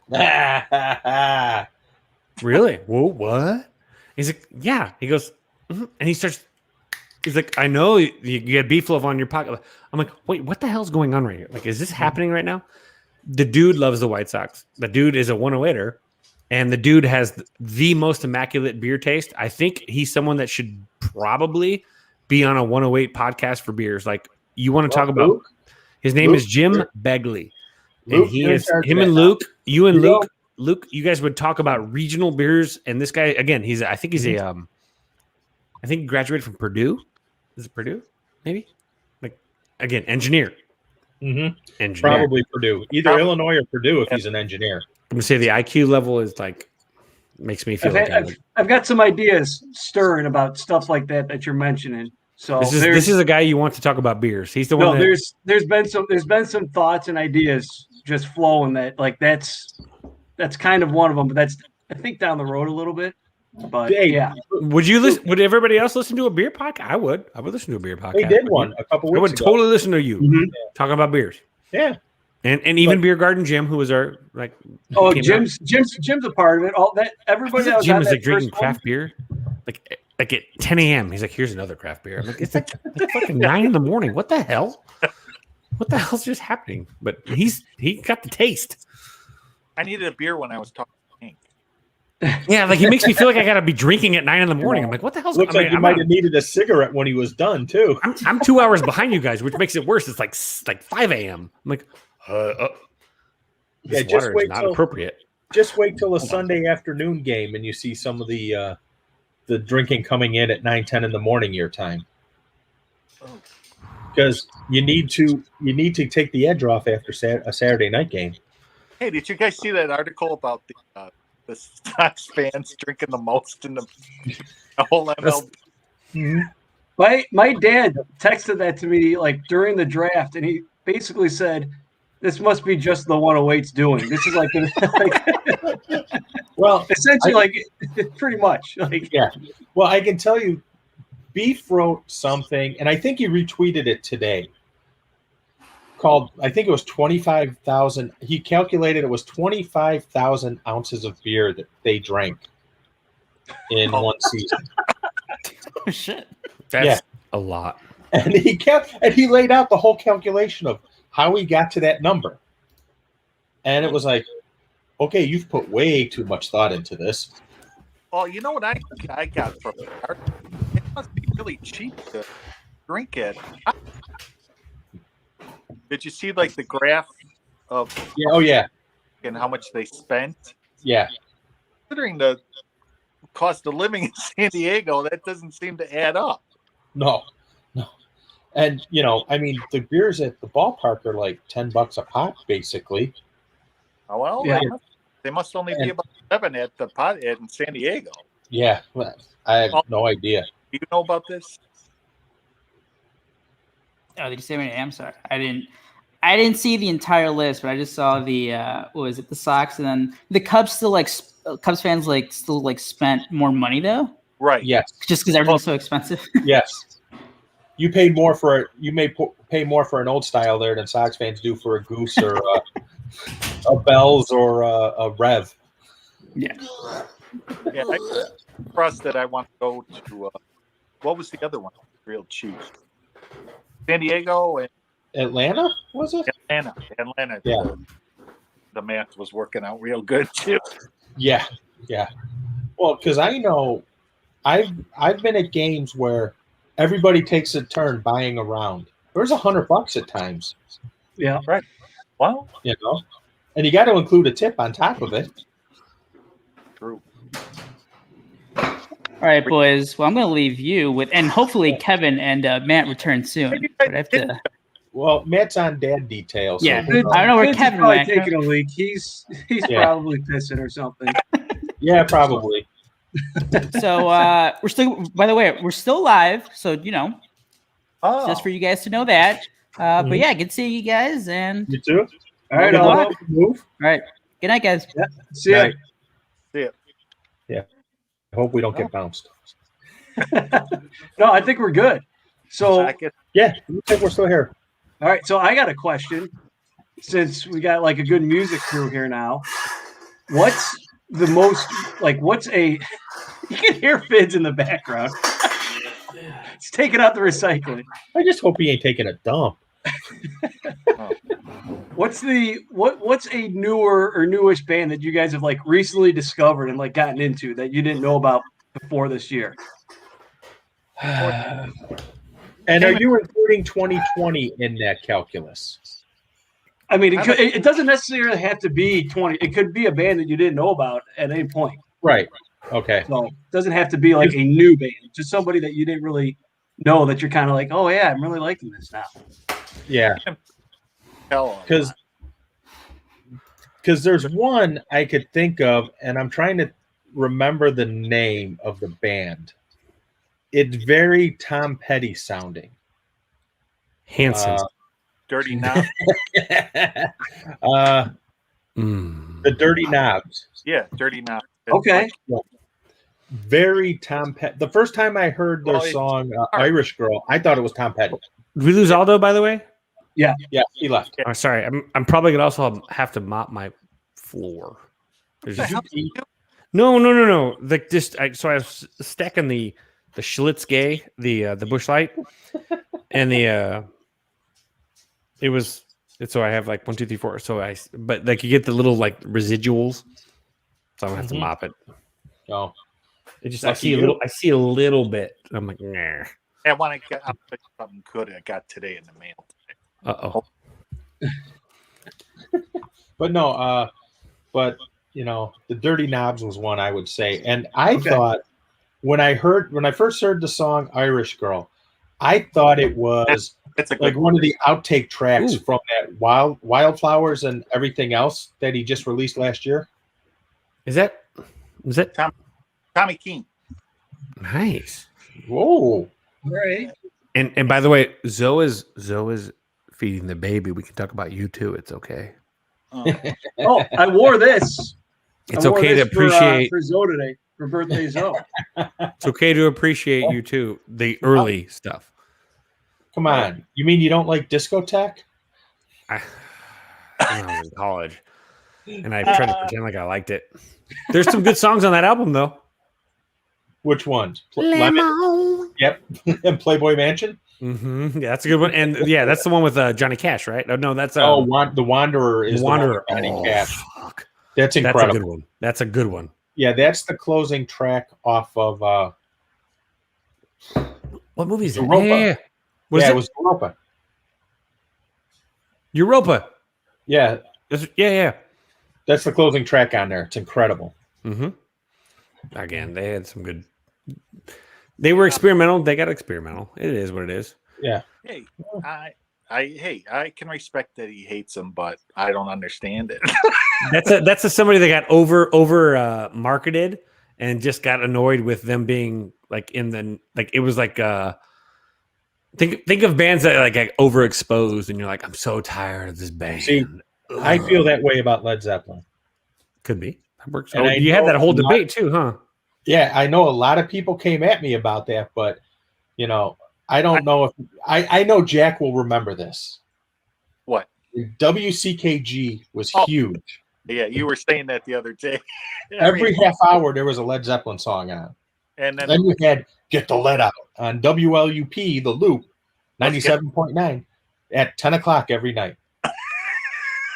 3 songs from Led Zeppelin. And it's like, okay, but you played the same fucking 6 or 7 songs. So little deep. They always play the same ones. Yep. Hey, he's not back yet. He's out. But Zoe's asking me about the video, and I'm like, "Are you on Dropbox? Do you have Google Drive?" I'm like, I'm about to judge him on his tech. There he is. Hey, there he is. Do you want Google or Dropbox? Google. I'm judging you. Yeah, because I work in cybersecurity, and Dropbox is not secure, dude. Okay, then. So, do you want it via Pornhub or OnlyFans? They might be more secure than Dropbox. Go with the subtle one, RedTube. There. Google Drive. Yeah, is that good? Yeah. Email? Well, no, just text it to me. Social security number? PIN number? Right. Bank? Last, your social security number. First pet's name. Let's go. Come on. Record. When I sent him the video. Mother's maiden name, all that important stuff. So we were having a U2 conversation because you were at the kids' table. Mm-hmm. You're still at the kids' table if you insult U2. But no, we were talking about that, and I said it's sort of like me with Led Zeppelin, where it got so overplayed that it was like, I'm sick and tired of hearing Stairway to Heaven. Frankly, I'll be honest, I don't even think it's their best song. I would agree. Yeah. Give me Kashmir or Achilles' Last Stand every day of the week.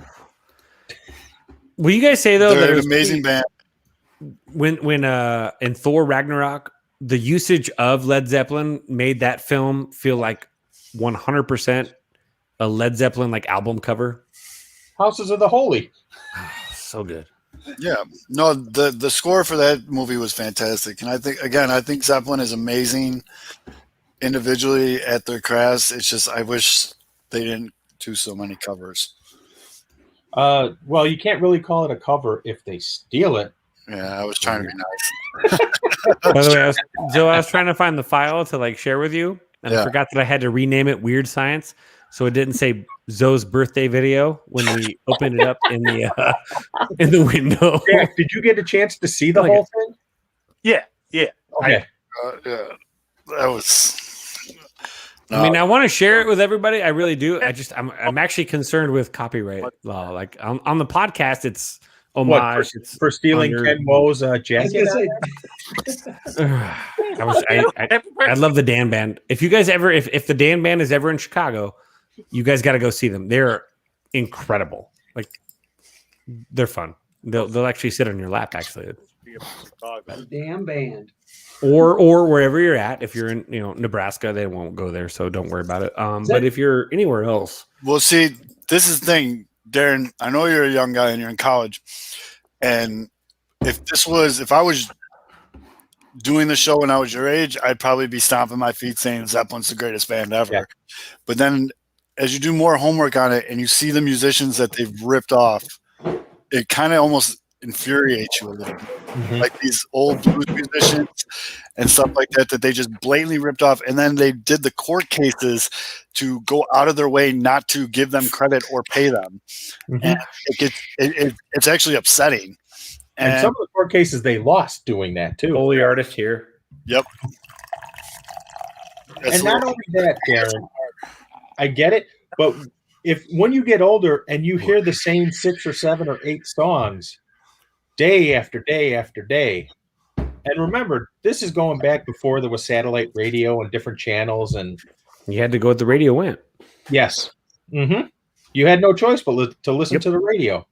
So I mean, literally, the radio at the time chose who. I mean, like honestly, like if you weren't on the radio, you were done. So they pick and choose. Pick and chose who. Mm-hmm. Yep. You were screwed if you like banged that guy's wife. You're like, I'm not getting on the radio, and my music's better than that guy's. But check out this radio. radio. His girlfriend was loose. What are you saying, Jack? Like Teresi. Check out this radio. You can stream it. It's from Southern Cal. It's called 88.5 Rock Southern Cal. Is that is that where Wolfman Jack used to be? It's like I'm writing what that down. He used to be. You're breaking up a little, Jack. Yeah. 88.5 Rock. It's out of Southern California. It's okay. It's one of the best like commercial. It's actually a college radio station, but I don't know. But it's an awesome radio station to stream if you just want because I like satellite radio, but they pigeonhole everything. Mm-hmm. Yeah. I love satellite radio, but you get you can go to the 80s channel, the 90s channel, the hair metal channel, the alternative. But you're not exposed to new things. You're actually repeating your own cycle of songs you like instead of I haven't stuck listening to this song. Oh my God, that's kind of catchy. Yeah. Did you guys see what Kings of Leon are doing? I don't know, Pete and Jack. I sent you this. Explaining it. It's let me explain this. Okay, so Kings of Leon are the first music band to release an album in what's called as an NFT, or a non-fungible token. I know it sounds really weird, right? Well, it's like Bitcoin, but for musicians. It sounds like something you get after a weekend in Vegas with women of ill repute. Sounds like a venereal disease. It's really, they could come up with a better title for it. But so what they do is they have 6 special, whatever, NFTs. One's like $50. You get like a limited edition, like version of the album, all the way down to like when you get deep into it, you actually get like exclusive lifetime tickets to front row seats for all their concerts. Now it's Kings of Leon. So let's be honest. I'm like, there's nobody in this discussion that is a bigger Kings of Leon fan than I am. I have been to 14 of their shows. Love them when they were really, really like, again, this is like, they opened for U2 back in the day. They were, when they were younger and they were like, just like crazy, awesome, like hard, like they've obviously gotten sober. So it's a little different now. And it's different, but watching them, like the fact that they're doing this, you like buy a token and you get like a vinyl album and a t-shirt and a blah, blah, blah. So it's like, basically you're buying, like they're trying to like probably defeat the streaming market, which like says, you know, like you can go on Spotify and get the new album. That's cool.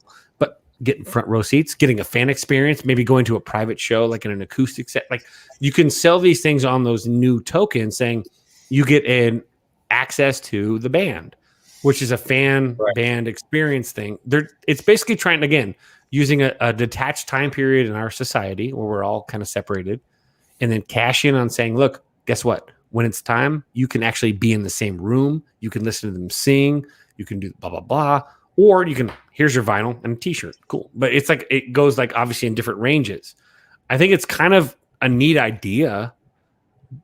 And I'm glad that Kings of Leon are doing it. Their new album's coming out in like a couple days, actually. Tomorrow. And it's actually, tomorrow. And pretty good stuff. Like it's, my buddy and I, we talked about it the other day. The most recent album, I thought Walls was, I liked Walls. There were some good songs in there. But there was what's the album between Walls and Mechanical Bull? Yeah. Oh no, Mechanical Bull was, I thought, was like Beautiful War is one of my top 3 songs from Kings of Leon. That's I adore that song. But again, those guys, I've seen those guys, like, again, I chugged beers in the parking lot with the Followell brothers when they played here. There was like literally like 16 people at the concert, and there was more wait staff here in Vegas at what used to be called the Empire Ballroom, I think it was called back in the day. And these guys, I'm huge, so I've seen them a billion times. Them and the Black Keys, there's no other, and Delta Spirit, there's no other 3 bands I've ever seen like live more, just based on bars or like me going to San Diego, or like San Diego is by far for me, San Diego is my go-to. San Diego, Boulder, Austin. That's West Coast for me. In Chicago, they're everywhere. You guys have better concerts. Everyone's there. But these guys, Deer Tick, I love, and they don't play much out west because he used to live here and it was a bad time in his life. But like, again, these are just, again, good bands are hard to come by. So I'm glad that Kings of Leon are rocking it out and just trying something new. Yeah. I love a really fired up Caleb Followell. When you can barely understand what the hell he's saying, he is at his best. And when he's screeching, oh fuck. Hey, I got to show you something. So I picked this up. This is a set list designed by Ronnie Wood. Oh shit! For when the Stones were here in 19. Really? I think Jack's trying to grab it through the screen. I think so. And you can see opener. This was the opening night at Soldier Field too. Almost looks as good as a White Sox lineup card. I was gonna say. There's Luke. Oh yeah, had to go. I got yelled at by not keeping this album safer.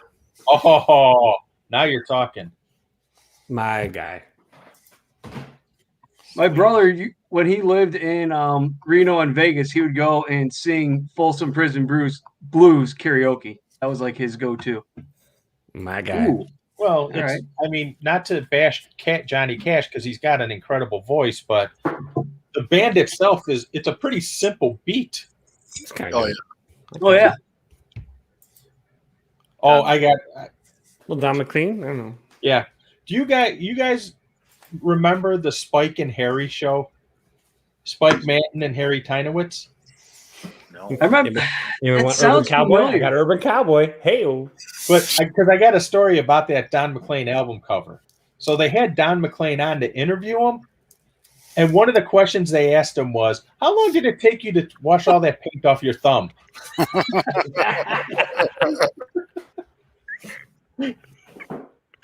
Was that Harry? Of course. Here is now, Luke. I bet you Luke knows. I feel like Pete and Jack would know this too. I don't know about you. I don't know, Zoe. I'm questionable. He's got us on mute. You know this album? Oh, yeah. Band of Horses. They're fun, man. That's a fun group. Specifically, this album though too, because yeah, if you've never learned or listened to Band of Horses, okay, highly recommended. They're High, cool. and of course, this album specifically, which is I feel like it's I think it's just you never know. Like these album covers don't like because like self-entitled album, whatever. Is There a Ghost? Ode to LRC. No One's Gonna Love You is like one of my top songs of all time. Deadlift Shrimp is great. Mary Song. Whew. So, have you ever seen this album?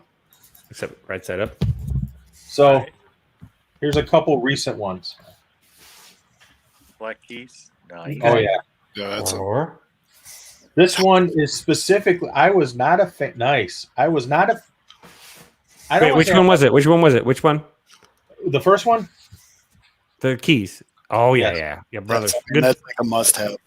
Yeah, the next one is something that Jack actually, in his first Something to Chew On, I think it was his first one, said you should listen to. And I heard of the guy but never paid attention. Oh God, that is an awesome record. It's incredible. Sterling Simpson. Educate me. Absolutely. Educate me.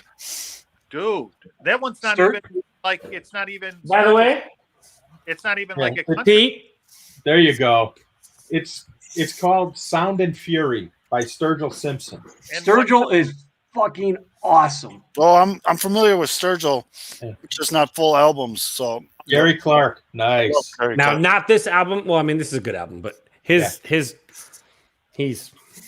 oh God. And of course, for most of the people on here, I had to show this. Excellent. Yeah. There it is. Yeah. Yes.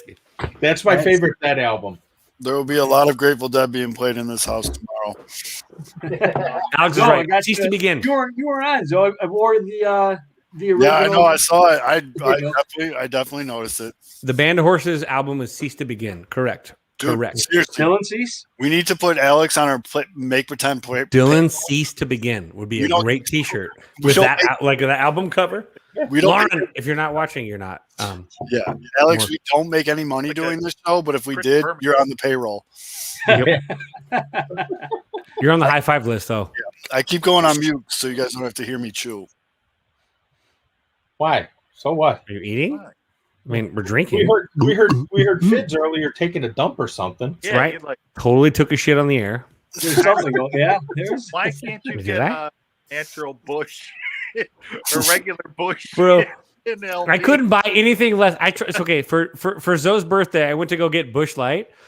Mhm. I can't buy anything less than a fucking 30-pack. Like, at Why all. would you? There's no I'm point. like, I could get a 12-pack. I had like some, Well, like, that's like again, in the other room, I that's have like some that- Swami. I have some, like, I was going to drink like some, like, craft beer. No, I can only buy, I wanted a 12-pack and then, no, I got the 30-pack now. The reason It's why I happening. drink Bush Light is because it's $14 for 30 of them. It's also hydrating. Yeah, Like, he's I feel like I'll wake up we need tomorrow that and I now, just so we drink need water. to stay for college. I bought Alex. I bought the 30. The 30 rack was all I Uh-oh. had. Mm-hmm. It's in the like half of it's in the garage. Get a 15 $5 for now. Pretty good. Yeah. My guy at the gas station by me on 95th and Roberts Road, I walk in, he's just like, yeah, I just got new ones. He knows. Hey, so here, Zoe, a rack of 30 in Chicago. How much does that cost? I bought my rack for $18 today. For What's Bush the Light? cost in Chicago? Bush Light, a rack of 30. Depends where you go. It's anywhere between 12 and $14. So it's way cheaper there. God dang it. Some people go to liquor stores looking for like the low key underground, like, hey, you got this beer in the back? Zoe goes and looks for the freshest 30 of Busch Light. In the fridge. Wait, I went to a liquor store on 47th, and I want to say Sacramento. I think it was called Parkside. And their motto was, and this is when I was a teenager, you got money, we got beer. Yep. I was we don't care. So when I Good was, motto. I can't fault that at all. and I know we're still technically live, but I don't think anybody's watching. But when I was a young lad at St. Rita, we would go to Parkside. And You know the place I'm talking about, don't you? Yeah, right by Marquette Park. No, this might be another one. This is on 47. This one's right by Marquette Park, and there was a gentleman. Kedzie, right? Yeah, there was a gentleman that made his residence on a park bench across the street, and he was a very nice man, and he only charged $2, and he would go in there and purchase us 30 racks of Busch Light, and we would give him a couple and $2, and everybody won. Fishing. Well, you know what we used to do? We used to play golf at Marquette Park. So when we got to that hole where we were close to 71st and Kedzie, right? Is it 71st? Yeah, 71st. So one guy would jump over the fence, run over to that, was it JJ Pepper's or whatever, buy beer, and come back. Yep. And we purposely slow down, like measure up that putt just a little bit longer. So I played golf in college or in high school, well, and college, but in high school, and Marquette Country Club, because it was the country club, because we had a country club, because when we played Loyola, they wouldn't come play at Marquette Park, so we called it Marquette Country Club, so they would come down. But it was the only golf course I've ever played where you can hit a perfect drive on the first hole, go up to your ball, it would be gone. And then when you're on the third tee box that's along that road there, there would be a kid there with an egg carton, and he'd be like, hey, man, you want to buy some golf balls? And there'd be a golf ball with a huge black Z on it. I'm like, well, that's mine. I just hit it 2 holes ago, so I'm going to take that one. And he'd be like, oh, yeah, I just found it. It was on the street. It wasn't. But I love that course. I heard it's actually in pretty good shape right now. Is it? Yeah, they built a driving range. Oh, no kidding. They always keep it pretty decent. Yeah. I haven't been there in a long time. That driving range is like across the street from the actual golf course. Like you have to take a golf cart across the street through the basketball courts. It's wild. Oh, wow. Yeah, and lately you got to make sure you hit that gas pedal on that golf cart because you don't want to be out there too long. No. I love that course. I got to get back to that course. Which Rita did you go to? Did you go to the one on Claremont or the Squiggly South one? Squiggly South. Did you? My dad went to the one on 64th. I went to the one on 79th. They moved to 79th. What was that? Late 90s? Somewhere around there. Or early 90s? I was class of 02. It was early mid 90s, I want to say. It was still pretty new when I was there. They were still like messing around doing stuff, but no, I went to that one. I went to football games at the Claremont Stadium for years because I lived at 60th and Fairfield, so it was nothing to get there. Okay. I lived down the street from the grammar school. Gotcha. I just realized this is Aldo's feed, so we're literally on Aldo's timeline, still going. Hi, Aldo's friends. That's how it is every week. You didn't know that? Hello, Aldo's timeline. Like I'm like, wait, hold on. Aldo's timeline is like literally like 4 seconds behind us right now. Yeah. And I'm like, wait. We need someone to retweet. Oh, Aldo's the only one that can retweet this, so we can't even retweet this right now, which might be probably better off for what nobody. time do 108 guys get started? Around 8? 20 minutes? They're saying. Oh, we're going 8:30 now, so we got to keep this. We got to keep this going. Keep rolling. We I'll got text MSS and see what he has to say. He should bring his Scott Stapp ass on in here. Yeah, man, you went hard in the comment section. I saw. That comment only because I section love was- him. Only because I love him. I want to party with him. I didn't realize Chirizi was a bassist until like his Facebook picture. I was like, oh my god. Oh yeah. He's like fucking. He rocks. Oh, I'm intimidated now. Like now I like the beanie actually like protects from the gloriousness of his playing the bass. Did you Google Drive me that video? Did you Text me an email address. I did. Okay, good. Let's check that one. Hold on. Oh, there it is. There it is. It's very original. It works. Zoe. Yes. You want the Hank outtakes? No. There's outtakes. Please, God, tell me it's about that one time. Oh, I'm surprised Please, he didn't God, talk say you about. got it on video. He like, dude. Hank's got Can't stories, tease. man. Hank's got stories. He was a Chicago cop for a long time, and then towards the end of his career, he just worked in prisoner transport.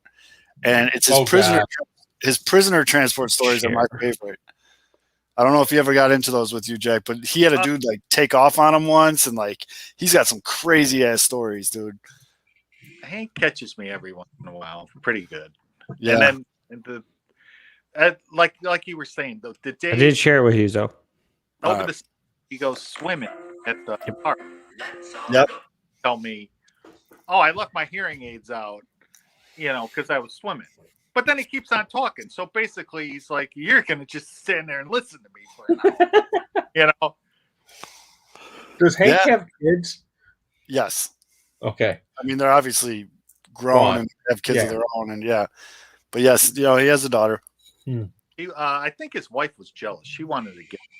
I should have brought her. Audrey could have gotten the video too. They're the nicest people. Audrey saved my life, man. Literally.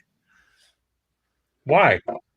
I was a kid and I was actually catching, and they were up at Kennedy Park for some reason, and it was like 105-degree day, and I had all this catcher gear on, and my eyes rolled back in my head, and I had a heat stroke. And Audrey's a nurse, and she acted quick and got all these bags of ice and cooled my body temperature down and all that stuff. No, Audrey's my little guardian angel. I love that lady. She was because I went to see those guys and your mom and dad before I got started. I still can't believe you got Bill and Mimi in the fucking video. Dude. That fucking killed me. That was crazy. Yeah, I just texted her and she's like, "Yeah, that was weird, but then it was cool." And I was like, "Yeah." I felt like I got a gold mine when he sent, because you sent those over text because it was easier. I was like, "Oh, yeah, hell yes." Dude, I didn't realize you said it, but I didn't realize you were actually getting A, parental units, B, the neighbor that apparently Zoe. Can we get a story, by the way, about did you pass out in a fucking swing set? Yeah, well, a couple times. So, well, that's not one of them. This is where Hank is not telling us bullshit. I need the story. Well, here's the thing. So, I know you're not really familiar with the area. There's a little place called Burrito Station that is 3 blocks away from my parents' house, and I have a pretty good idea. I know where you are now. They usually basically they take a wet newspaper and put meat in it and wrap it up. And when you're shit faced and in your early 20s and you go there and hopefully you don't get in a fight and you eat that burrito and then pound 10 cigarettes in a 3-block walk home. A lot of heaters. Sometimes you just get a little tired. And your parents have a real nice, cozy swing in the backyard that you can lay down on. And you just are like, "Hey, I lay down right here." And you lay down right there and you wake up with a half-eaten burrito next to you and your dad usually spraying you with the hose. But there's a very important question there, though. There's a very important question. So when you woke up with the half-eaten burrito, I finished it. Yeah, you did.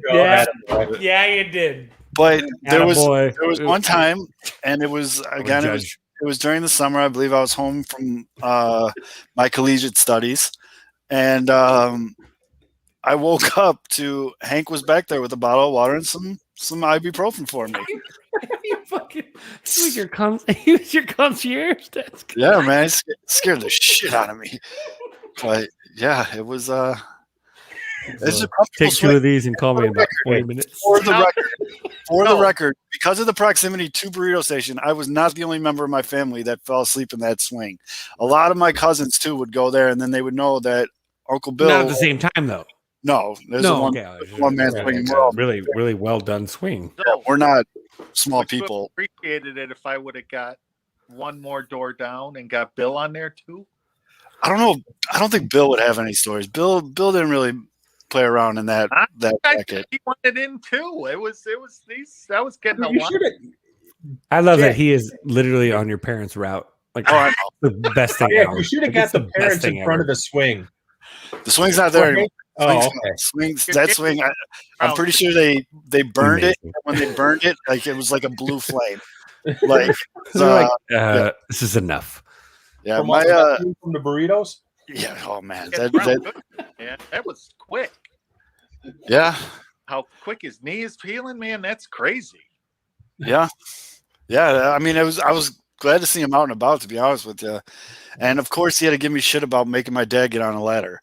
Yeah, that was like, what is that story? Like, yeah, because he was like, you saved your dad's life. You were on a ladder. I feel like you were cleaning snow off of the. Yeah, or cleaning out the. Like something happened with the blizzard, like because you shoveled the whole driveway, didn't you? Go over there and you were taking care of the house. Here's the thing, man. Henry is like got some stories. The definition of old school. Like Hank is a very old school man. Like I was actually over there not too long ago, and I saw Hank like pull his car out so he can open the door for Audrey and stuff. Like Hank is an old school. He's a man's man, like old school guy. But like if he sees my dad outside doing any kind of labor, even now that I'm 37, he'll tell my dad, like, isn't this why you had sons? Like, where are your sons? And so that's where the ladder jab came in from. Yeah, well, you should still live there so you can take care of it. Gentlemen, oh, wait a minute. For the 5 people watching, and for it's you guys, actually, I think the 5 were just us 5. I think so. But anyway, I'm pretty sure. I just got offered a trade proposal. And I think already? Yes, I think I have to take it. Oh no! I give Magical up for who? Like I give up Trevor Bauer? I give up Andrew Vaughn for Nick Madrigal. Oh, okay. That's as a the fair commissioner. trade. I would will approve that. allow. And my current second baseman is Lord Gurriel Jr. I'll allow. It's a good trade. I think I got to take this trade, Good right? potential rookies of the year. Who the hell's offering you a trade already? Husky. Husky. Oh, Husky has him, yeah. The dude that rolled in with double accounts is now trying. Oh, I don't know. Well, Husky's a so he player. could trade for Husky's a better a shark. team. I think we let the shark into the water. The trade has been accepted. Oh God, I'll have to approve it because it works. But I feel like Husky is the shark in our pool. I think everybody else is. We're all pretty much clueless, but Husky's like, I'll get it. I feel like he's in there. Fred wanted everyone was on here, but now he wants no party. I'm gonna wait to accept this trade as the commissioner until opening day. No, don't do that. It's already done. I think it's already done. Is it already done? Hold on. Nope. I gotta tweet it out now. Hold on. Very. Do I have like? Is there a push notice that comes with like being like the commissioner? You would think so. I feel like I would get like an email or something. At least a text. I'll be right back. I'm gonna go get Maybe a tweet. Oh, there it is.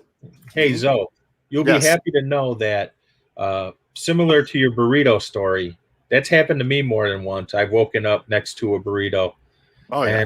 And, what the hell? Finish it off. Oh, yeah. I mean, it's still good. You probably got it a couple hours ago.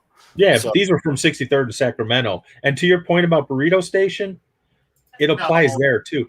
It was a good night there if their windows weren't busted out. Dude, I saw some Yeah. epic fights at Burrito Station. Oh, yeah. And, it was funny You because got they kept the board. NA versus DDT, by the way. Just if I could screenshot this trade, I'm going to screenshot this trade. Not active versus day-to-day. This goes into the record books. I'm going to tweet it. All right, there we go. So- We're good. I'll allow. Do you think? I think Vaughn's going to be on the opening day roster because of the delay in starting up the minors. Yeah, that's exactly. I said that on the show today. I think they're not going to put him into the what do they call it, remote site. Yeah. Yeah. needs that'll- to yeah. I mean, what's the point? Why put him down there? Like, what are you? They want the extra year of control. That's all. What? Schomburg for 3 weeks. But did you guys get the survey from the White Sox? Was it yesterday or the day before? A survey email? I did, but I deleted it because I was pissed off at the time. I said something in there that, and I know a lot of people don't want to hear this, and they said, are there any other suggestions you could give us? I said, yes. Tell Jerry not to repeat the mistake in 1994 and, effing your fans out of a possible World Series. Yeah, because that could happen. That trade next year history. get right? Do you think, or a lockout, or what? It could be. There could be. The Seattle thing really, I think, really gave the union firepower. Oh yeah, that the plausible deniability of service time manipulation was killed. Yes. Dead. Yes. And that's why Chris was suing. Chris was literally, the whole lawsuit was to protect the union. No, the people behind him, like the kids. Yeah. Well, the union basically. Hey, look, let's be honest. Chris has never been at a want for funds. Mm-hmm. So he's privileged in that sense. Like, so for him, he understands that. He wanted to protect the people that he knew he was going to get what he had to get. Like, right. But he has to, like, this is bullshit. Like, it's a bullshit loophole. Like, it's legalese jumbo. And that's what makes it like so shitty. And that's why you got to keep it in the conversation. And his lawsuit kept it in the conversation. Yeah. And then, oh God, when Seattle guy just whoop, whoop, whoop. Yep. Well, I gotta say that I think it's ironic that this was the year that the Cubs wanted him for, the extra year. And they're in all this for this too. Financial trouble. Mm-hmm. Sounds so convenient, and the PR push with the water carriers that we. All right, fellas, I got to bounce off, but I will be in the 108 comment section at 8:30. All right, take a pee. All right, walk, baby. Happy birthday, brother. Time to get a job. Thank you, guys. Happy birthday, brother. Thank you, guys. Happy birthday, man. Enjoy. Thank you. All right. But still.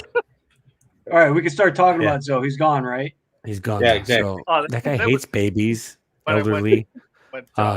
He's really like a total asshole, like a total shitbag, It's weird. So, we're just doing this for the ads. It was for PR.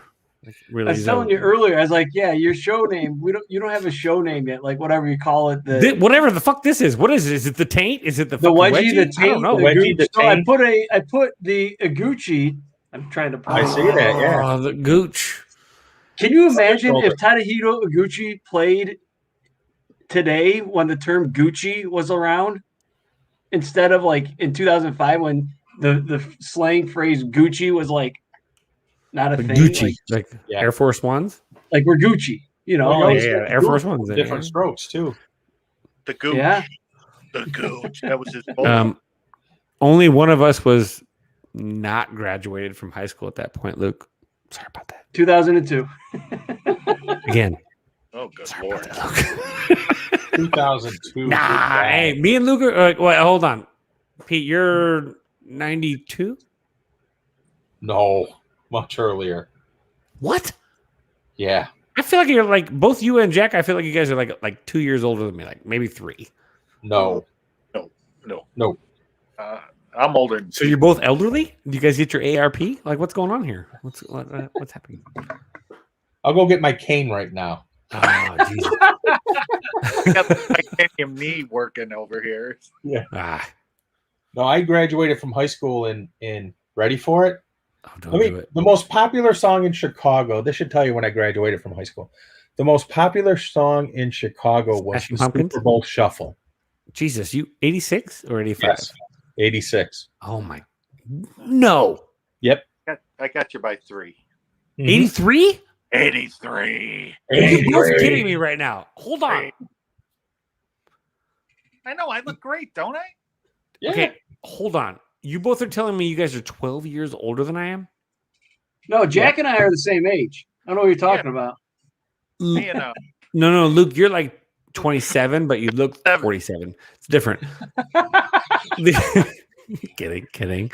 I'm actually shocked. But I did not go back to college till 1990. I never thought you guys were beyond 90s grads. 90s grads, like ever.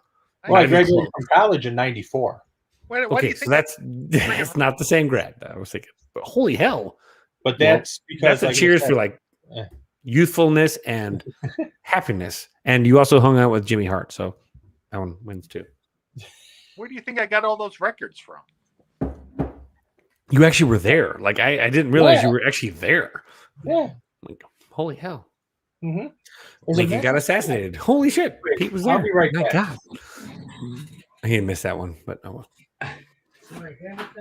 Sorry, Darren. I was just it was a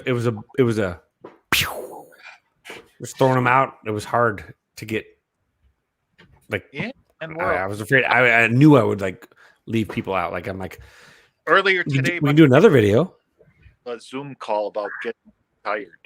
I feel like Jack actually went to high school with Socrates. Socrates. Okay. There it is. He would understand that joke too. All right. I He got actually something for you. graduated with the guys that called him Socrates. Do you know what this is? Picture of a kid Icarus. Oh, that's your your yearbook. That would be your yearbook. Yes, this would be my high Nice. school yearbook. 19. See? Over there. Damn. Did somebody hold on? Can you please turn to the KIT page? KIT. I want the have a neat summer page, the kit page, like where people like have a keep in touch. Okay, if you don't know what kit means, you're not my age. That's all this crap and yeah, this crap. Mm-hmm. Man, you got a lot of signatures there. You're I haven't you're a been big in touch deal. with any of them. It's like you're like, I'm gonna search this person on Twitter. I'm gonna search Facebook. I only did that with the hot women.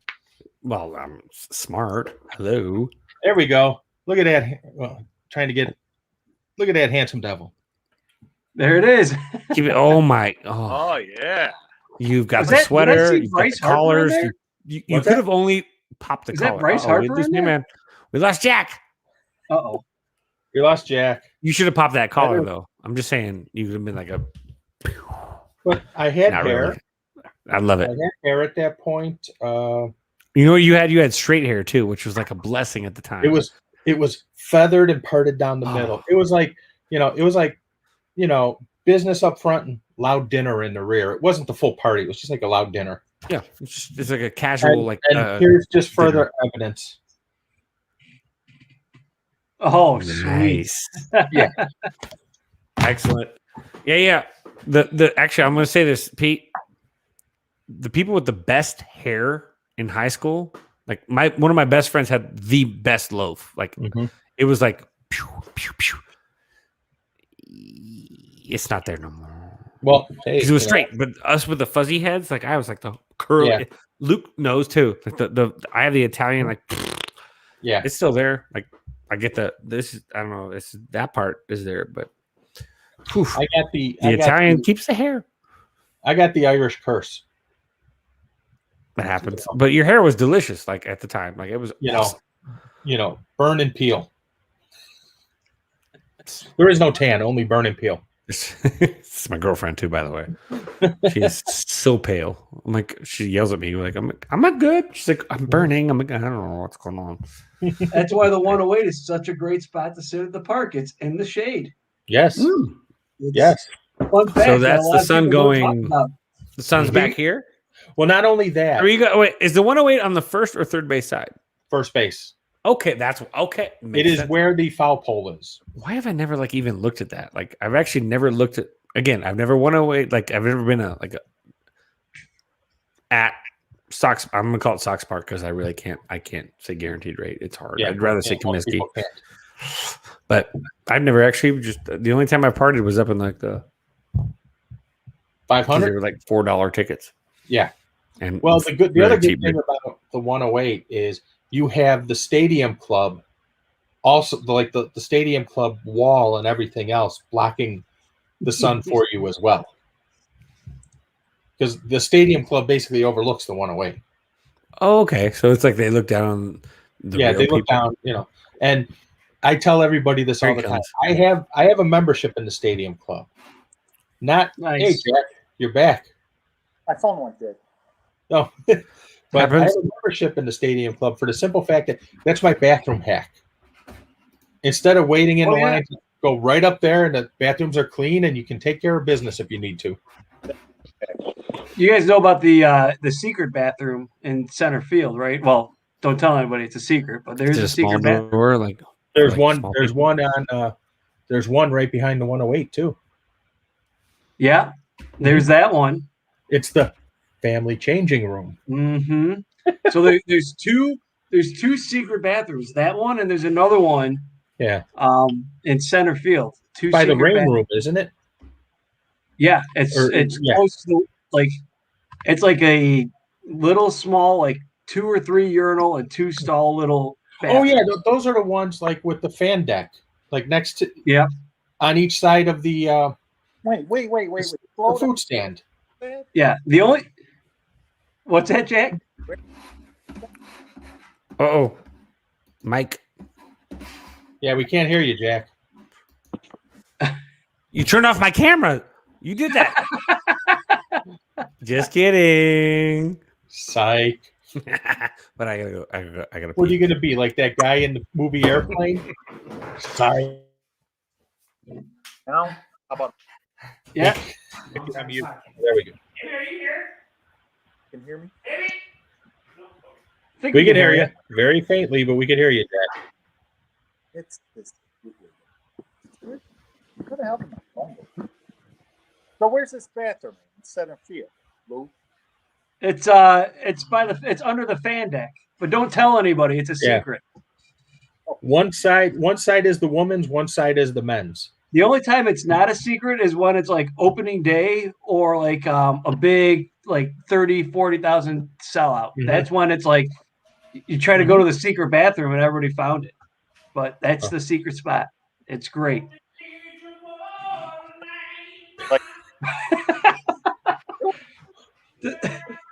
Does he realize how he can hear it? I'm sure. I don't think he cares. So, one of the big breweries, Hot Butcher. This is their new one this week. Swirling Flourish. It might be the best one I've had from them. It's incredible. What is it? What is it? Is it an IPA? It's that's their big specialty. Is like the double hazy IPA, and it's got 3 different types of hops.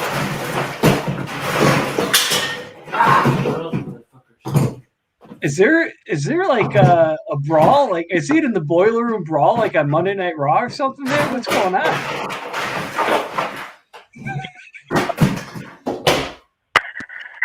I think there's a I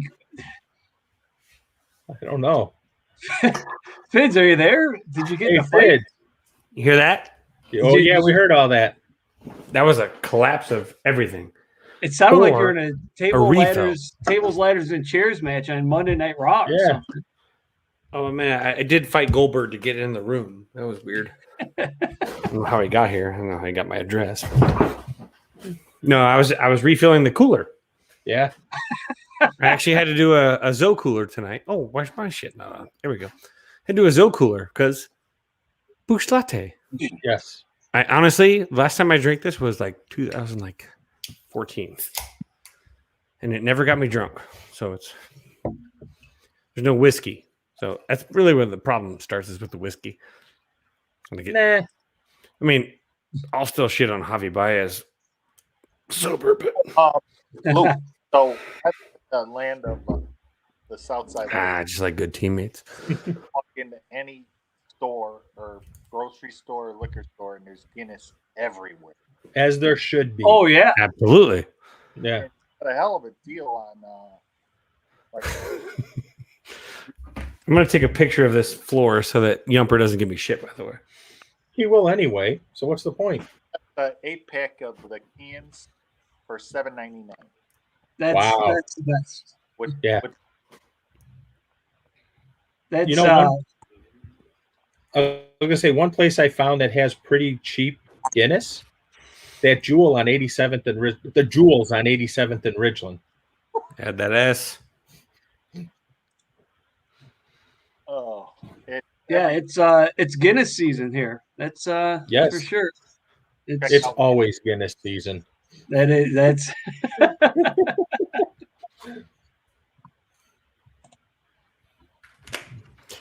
I gave Yumper the evidence. He can do what he wants. Oh, I'm sure he will. Those feed. And I think Darren heard it too because he's talking about Brawl for All in the comments. Did Goldberg fight recently? He's still fighting? I don't know. Everybody's trying to figure out what was happening in the background there when Finn's camera was off because it was a good collapse, right? Yes. Either that All the or it cans? sounded like you were like marching around on a bunch of bubble wrap like a kid popping all the bubble wrap. Or maybe your girlfriend walked in and just said she had enough with you and started throwing shit at you too. I'll neither confirm nor deny I have bubble wrap right in here to like pop just because it's fucking awesome. But I also have some beer. I have a lot of empties. It was Zoe's birthday, so I was just drinking Busch Light, which is like water. So I'll be hydrated. It's fine. It's not whiskey. Like whiskey is like that's the troublemaker. Jack, we need to get you. You know what, phone Darren? or Actually, laptop or something. I kind of squished your words together, and all I saw was fart gun. Oh my! Only because my name and then took on didn't exist. What's that, Jack? Stuff is like never charged. Like my laptop is dead. My phone just went dead. I'd probably dead in 5 minutes. Well, quit listening to music with it on your mail route. What kind of stereo? Well, hey, Jack, what kind of stereo do you guys have like in the actual? My house? No, your transportation for work. I have this awesome brand new Dodge ProMaster. It's really nice. It says Bluetooth and everything. That's amazing, right? Yeah. I mean, when I first started, the vehicles didn't even have air. I was gonna say it was like bare minimum, right? But it's like this Dodge ProMaster. I could stand up in the back, and it's awesome. And you were walking around with a Walkman, weren't you? With your Dire Straits, Brothers in Arms cassette. Pretty much. Oh, hey, Darren's upset. We're gonna let Darren in. Let's get Darren in here. Hold on, Darren. Hey, Darren, just remember. Darren's an intern. Upset. Darren's the intern. Darren is an intern, so he can be treated however you want. Yeah, but doesn't he have a job to do? They're about to start their podcast. There's another person. I'm kidding, Darren. Hold on. Oh, here it comes. Alex is saying, "Hey, Alex wants in too. Let Alex in." Alex, where the hell, Alex? I mean, you're closer up on my Britannica DM. Rude. Alex is right in my DMs. He slides right in every night. Like he's got something to tell me. Like when I said What did he say? Good Nick night, Magical might have a 400 OBP. He's like, he never did, asshole. I'm like, oh, you're right. I never even looked at that stat. Sorry about that. I felt like he has a good eye and he's a mature hitter, but the numbers don't align with my perception. And Alex, so I'm tell gonna that go. to Zoe. So they got it sent. Click on the links. It says Hey, one. Jack, as a mailman, have you ever had anybody that says, "Can I do a ride along with you on your mail route? Like go for a ride and like what, like customers?" Oh no, that's the wrong share. Like how you do, like how cops get to have like people do a ride along. Is there a mailman ride along? You could deliver the whole thing, and I'll just go sit in a bar. I kind of want to do a ride along with Jack on his route. Alex, you got an invite. Jack's the third most popular mailman I know. Newman's number one. There and he Cliff is. Craven's number two. There he is. There's Hey, there's the intern. There he is. Hi. How we The doing? intern has arrived. Now, did you Yeah, have don't coffee? you have stuff to do before 8:30? No, not really. Very good. Very, very, very, very, very, very, very good piece on breakfast. 12's fishbowl before the show. FYI. Yeah. Did you guys read his thing on breakfast? Oh yeah. That was good. Good stuff. I Did I win today? I had fruity pebbles on there. Drop one today? I did. I didn't see it. I'll have to look. Yeah. Jack wants to know if you have to wash Beef's fish bowls. That might be something I have to do eventually.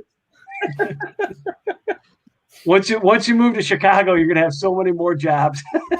Yes. It's true. It's actually a large market.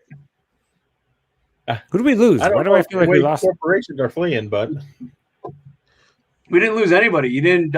You didn't no, have Alex. Alex is going to jump in, isn't he? Oh yeah, we had the four. We had Zoe. I was thinking about Zoe. Like Yeah, Zoe. Yeah. Zoe had Yeah, to where go is put Alex? right out. Where are you at, dude? Oh, okay. He's good in the comments. He said we're good. We're good with that. All right. I appreciate. Oh, come on, Alex. We want to see your smiling face. Don't say something. I appreciate it. Comments. I get you. Cheers to you though. If you got a beer in your hand, by the way, what's going on? Luke, do you have a basketball in your hand? Are your pants up? Or are you trying to dunk? I wish you really would have said like your ass fell out while you were dunking video. I thought about it and I was like, yeah, I don't know who all's going to see this. And I mean, you're in Zoe's education, parents, so it would probably be not the perfect. best idea. But if you're not identifiable, Zoe's parents. I don't know if somebody like, hey, can I check out your ass? I don't know if you guys know this, but I'm fairly easily identifiable in public, especially these days with the hair and the beard, and it's it's hard to keep a low profile. It's Carrot Top. It's the same thing with me when I'm my no pants revolt. People are like, that guy's not wearing pants, and then people recognize me like that's. People would just say, "Hey, you got 3 legs." Wasn't he supposed to be registered? What's the deal here? No. What the hell? Us going back to school really killed that, by the way. I was trying to go through a whole school year without having to actually wear like real pants, like shorts. Shorts were fine. I haven't worn dress pants in a year. It's liberating, really. Jeans and cargo shorts during golf shorts during the summer. I think really now the new workplace dress code standards should really respect that. We should be able to wear stretchy shorts. Like, I'm good with that. Or cargo shorts. I'm wearing cargo shorts right now. My girlfriend will kill me if I wear cargo shorts. Like, she actually told me I will break up with you if you wear cargo shorts. I didn't know that was a thing. No, I mean, apparently it's not sexy to millennials. Well, here, there's a You gotta find a. There's a simple way to get her to allow you to do that. Tell her you Shirtless want to wear dance? shorts. See, you over negotiate. Boom, boom. Mm-hmm. The win. Yeah, Just cargo come shorts. home one day and go, look, I bought these. You told me not to get cargo shorts. I had to trade. I'm like, I had to choose. It was like cargo shorts or flip flops. I'm like, I'm not stopping flip flops. So, take the cargo shorts. I'm cool. Give me the weird. Hey, the Cubs are I don't know what to beating do with up the on hammer. Dodgers 6-0. Is it? Wait. So what did Nico do? Hold on. I didn't even see. Ooh, hold on for the blood flow. The game's if it's on. 6 runs, it's got to be. Game is actually on MLB Network. It's blacked out here because it's the Dodgers. Mm. Love. You would think it would be MLB's blackout because it's the Cubs, but no, it's on. Excuse me. MLB's blackout rules are so archaic. They were terrible. Oh, it's a 5-run third, and that's David Bodie Look at what striking out. Never mind. Shut up. the blackout rule. What's that, Jack? Look at what's blacked out like for Jason. Oh. Yeah. Guess who's 2 for 2 today with another double? Javi? No. Ask a question about a guy that's actually putting in the work. Jack Peterson. I don't know. Nico Horner. Guy who's actually putting 2 for in 2. the work? 2 for 2 again. 2 for 2, 2 runs scored. See here, what else do you do?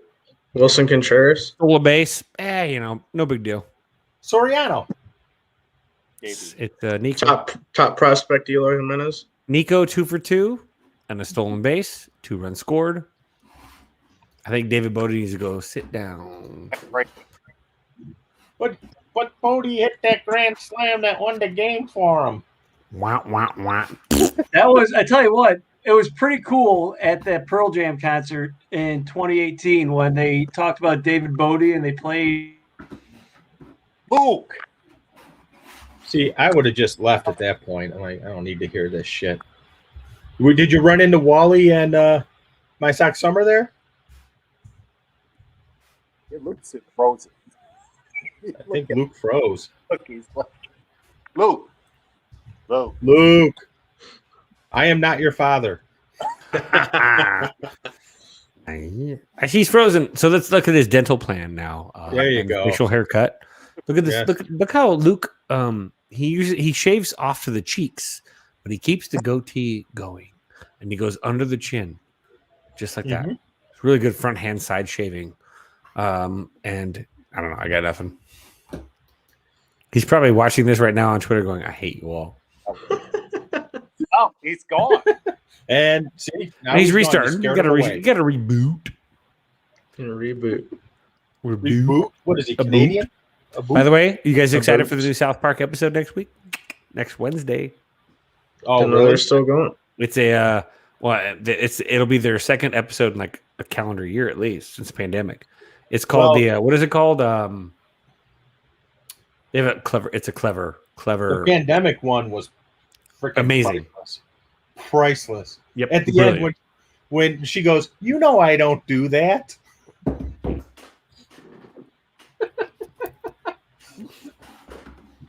Oh, the whole thing with the Mickey Mouse thing, like bringing back Disney, is a great villain. Just the Mickey Mouse thing with the bat, and then what was the other thing? like a badger, like a sloth or something. Darren, have you seen this? I haven't. Oh, it's and they make fun of chin diapers.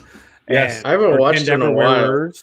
Watch it. It makes fun of makes fun of the bat. It makes fun of chin diapers. It's called the South Park, but with a Q. Yeah. Vaccination Special. Yes. So SOUTH PARQ. I can spell, Kevin. No, But it PARQ. had no graphics. It's called the 1 hour event. Yes. It is. When Trey well Parker, worth Matt your time. Stone talk, we listen. Mm-hmm. Like I said, Especially on Orgasmo. because Randy was Stan Marsh, wasn't it? Yeah, it's just Randy Marsh. Randy Marsh. His Integrity Farms. Yeah. With the And weed. he comes up with the vaccine for the coronavirus. Because And this is before the vaccine came out. He came Right. up with the vaccine for it. There. I'll be honest, and I feel like a terrible educator, but I actually do tell my students, if you appreciate satire, there is no better show than South Park. Yeah, Period. because they're equal opportunity. They go after everyone. Everybody, again, the episodes with the Family Guy episodes with the caricature of Bob, the one where they basically put Viacom on the spot to and they censored it, which was hilarious because the second episode ever, Mm-hmm. they did it already, but they're good. They write that stuff too, and again, we love the show, and they write that 6 days before the show airs. Basically, Alex, we're the getting a follow-up to whole the pandemic 7 special. months. Yes. We get a 7 months. Hey, no, Luke, I will not Luke let you back in. Okay, now I will. Hi, Luke. Hi, Luke. Hi, Hey, Mark. he's back. That actually worked out pretty good because I had to go and take slam the dunk piss. it. I did not. I had to.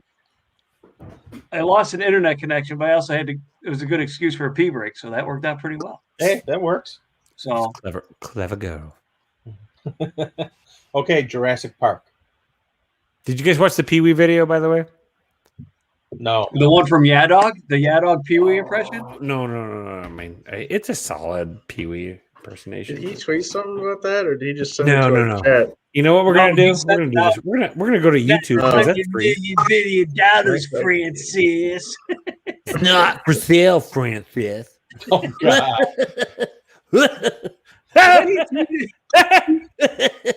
I have to tell you a joke about Pee Wee's Big Adventure. What you love? So, my uncle loved to play jokes on me, and so one day he called my dad and said, "Tell Pete to bring me some videos. I'm bored, and I need something to watch." So one of the videos I grabbed and took out of the sleeve was Pee Wee's Big Adventure, and I told him it was a porno. So he turned it on before I got back home, and I'm like 17, 18 at the time. Before I got back home, he called my dad screaming at him, "What kind of crap is your son trying to do to me?" So, you guys want to watch this? Sure. Have any of you guys seen this? First off, No. First off, I have to ask: are all of you Pee Wee Herman fans? Like the Paul Rubens body of work is brilliant. By the way, What's the word of the day? All the way back to Mr. Lizard. Yes, back in the Cheech and Chong day, like Cheech and Chong's next movie. He was the waiter in Cheech and Chong's next movie at the. He was a comedian. He was in Blues Brothers. He was a waiter. He was a server in. Yes, he was. But he was in Cheech and Chong's next movie too, wasn't he? The comedian. He was, and in Nice Dreams, he's the guy in the Mr. Hamburger. Yes, like he is the Stone guy. Incredible in that, and so this is a someone. By the way, and the production quality is incredible. And don't forget, he was the Penguin's father in Batman Returns. Yes, he was. And guess who his wife was? Simone from Pee-wee's Big Adventure. If you didn't know that, his wife in Batman Returns is Simone from Pee-wee's Big Adventure when he chased out of the dinosaur. What's your big butt? That's Simone? Yep. The one. Andy! Absolutely. So here we go. I'm gonna let you guys enjoy this because I feel like I'm on a Zoom. By the way, this is great. It's like teaching, but not really. Andy, here we go. Watch this shit. I own an island off the coast of Costa Rica, and I spent the last 5 years setting up a kind of biological preserve. And there's no doubt our attractions will drive kids out of their minds. What park is this?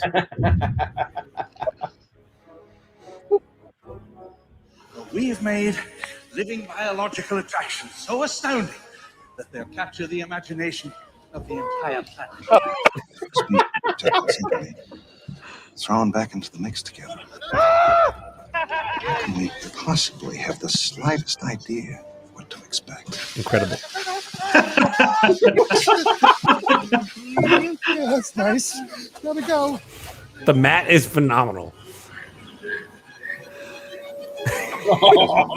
Fatty wants to hunt.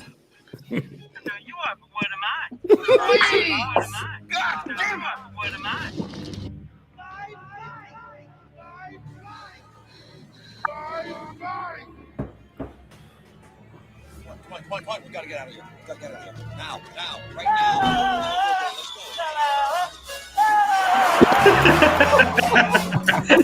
Let's go faster.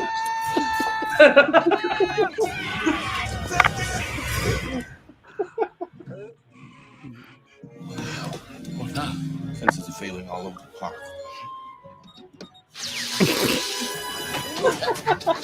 Door security systems are shutting down. Door locks! Ellie, boot up the door locks!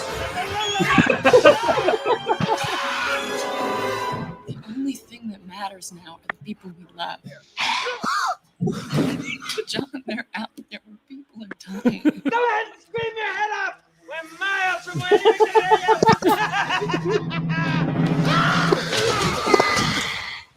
It's just a delay. That's all it is. All major theme parks have delays. Yeah, but John, if the Pirates of the Caribbean breaks down, the pirates don't eat the tourists. Clever girl.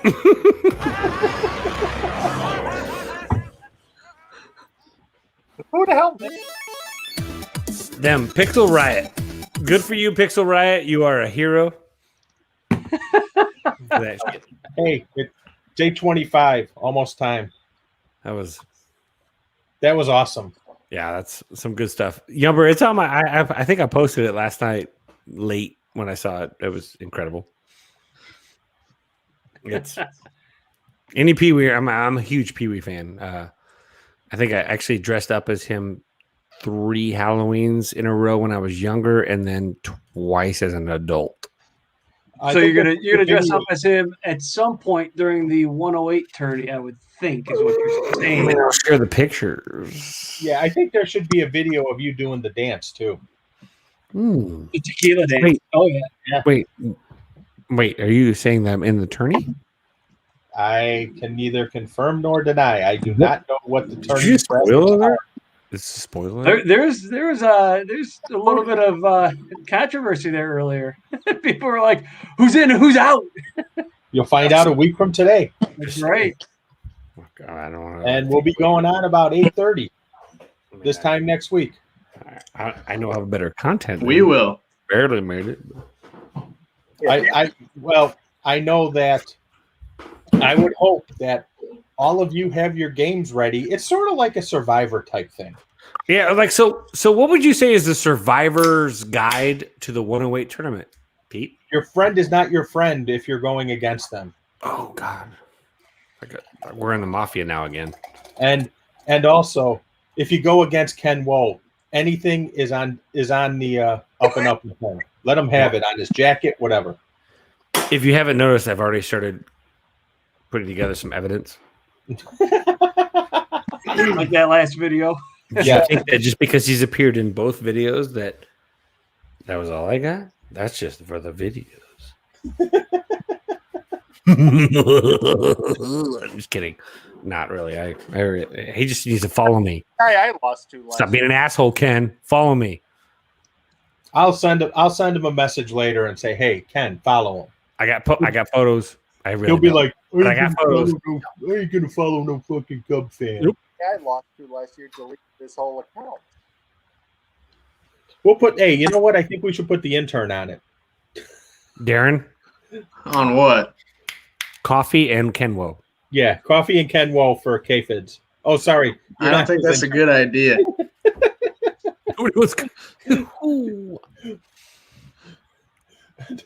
Is Husky Bardo in? But the best part is, honestly, you want to have a Ken Woe versus White Sox Dave argument. That's a good one. Those are when those two get together, it's priceless. I can't wait for the selection. Selection show is going to be epic. I'm pumped. I should have taken the day off after the selection show instead of taking the day off tomorrow. I actually have to be in my school building the next day for the first time. Oh yeah, in a calendar year. Yeah. So, well, you know it's funny. Rolling in stinky. Last year, by the way, you guys like the patch? Oh, yeah, nice, very nice. The holes. Last year's selection show was the day the world went to hell. Yeah, it was probably like March 12th because Friday the 13th was the day before or day after. Mm-hmm. Because I was actually supposed to go to Chirizi's house to do the show. And then I got a notification at 1:00 in the afternoon that a coworker had tested positive. And they were kicking us all out of the building. And so I called them on my way home and said, "Hey, listen, this just happened." And they're live. All right. Are they going? All right. See you guys next time. Sign this off, fellas. Peace. Reggie's done. We'll see you in the section. See you in the comments. We'll see you on YouTube. Get to the See you comment. there. Go. Bye. Darren's just hanging out too. Like, there you go. Oh, I got a second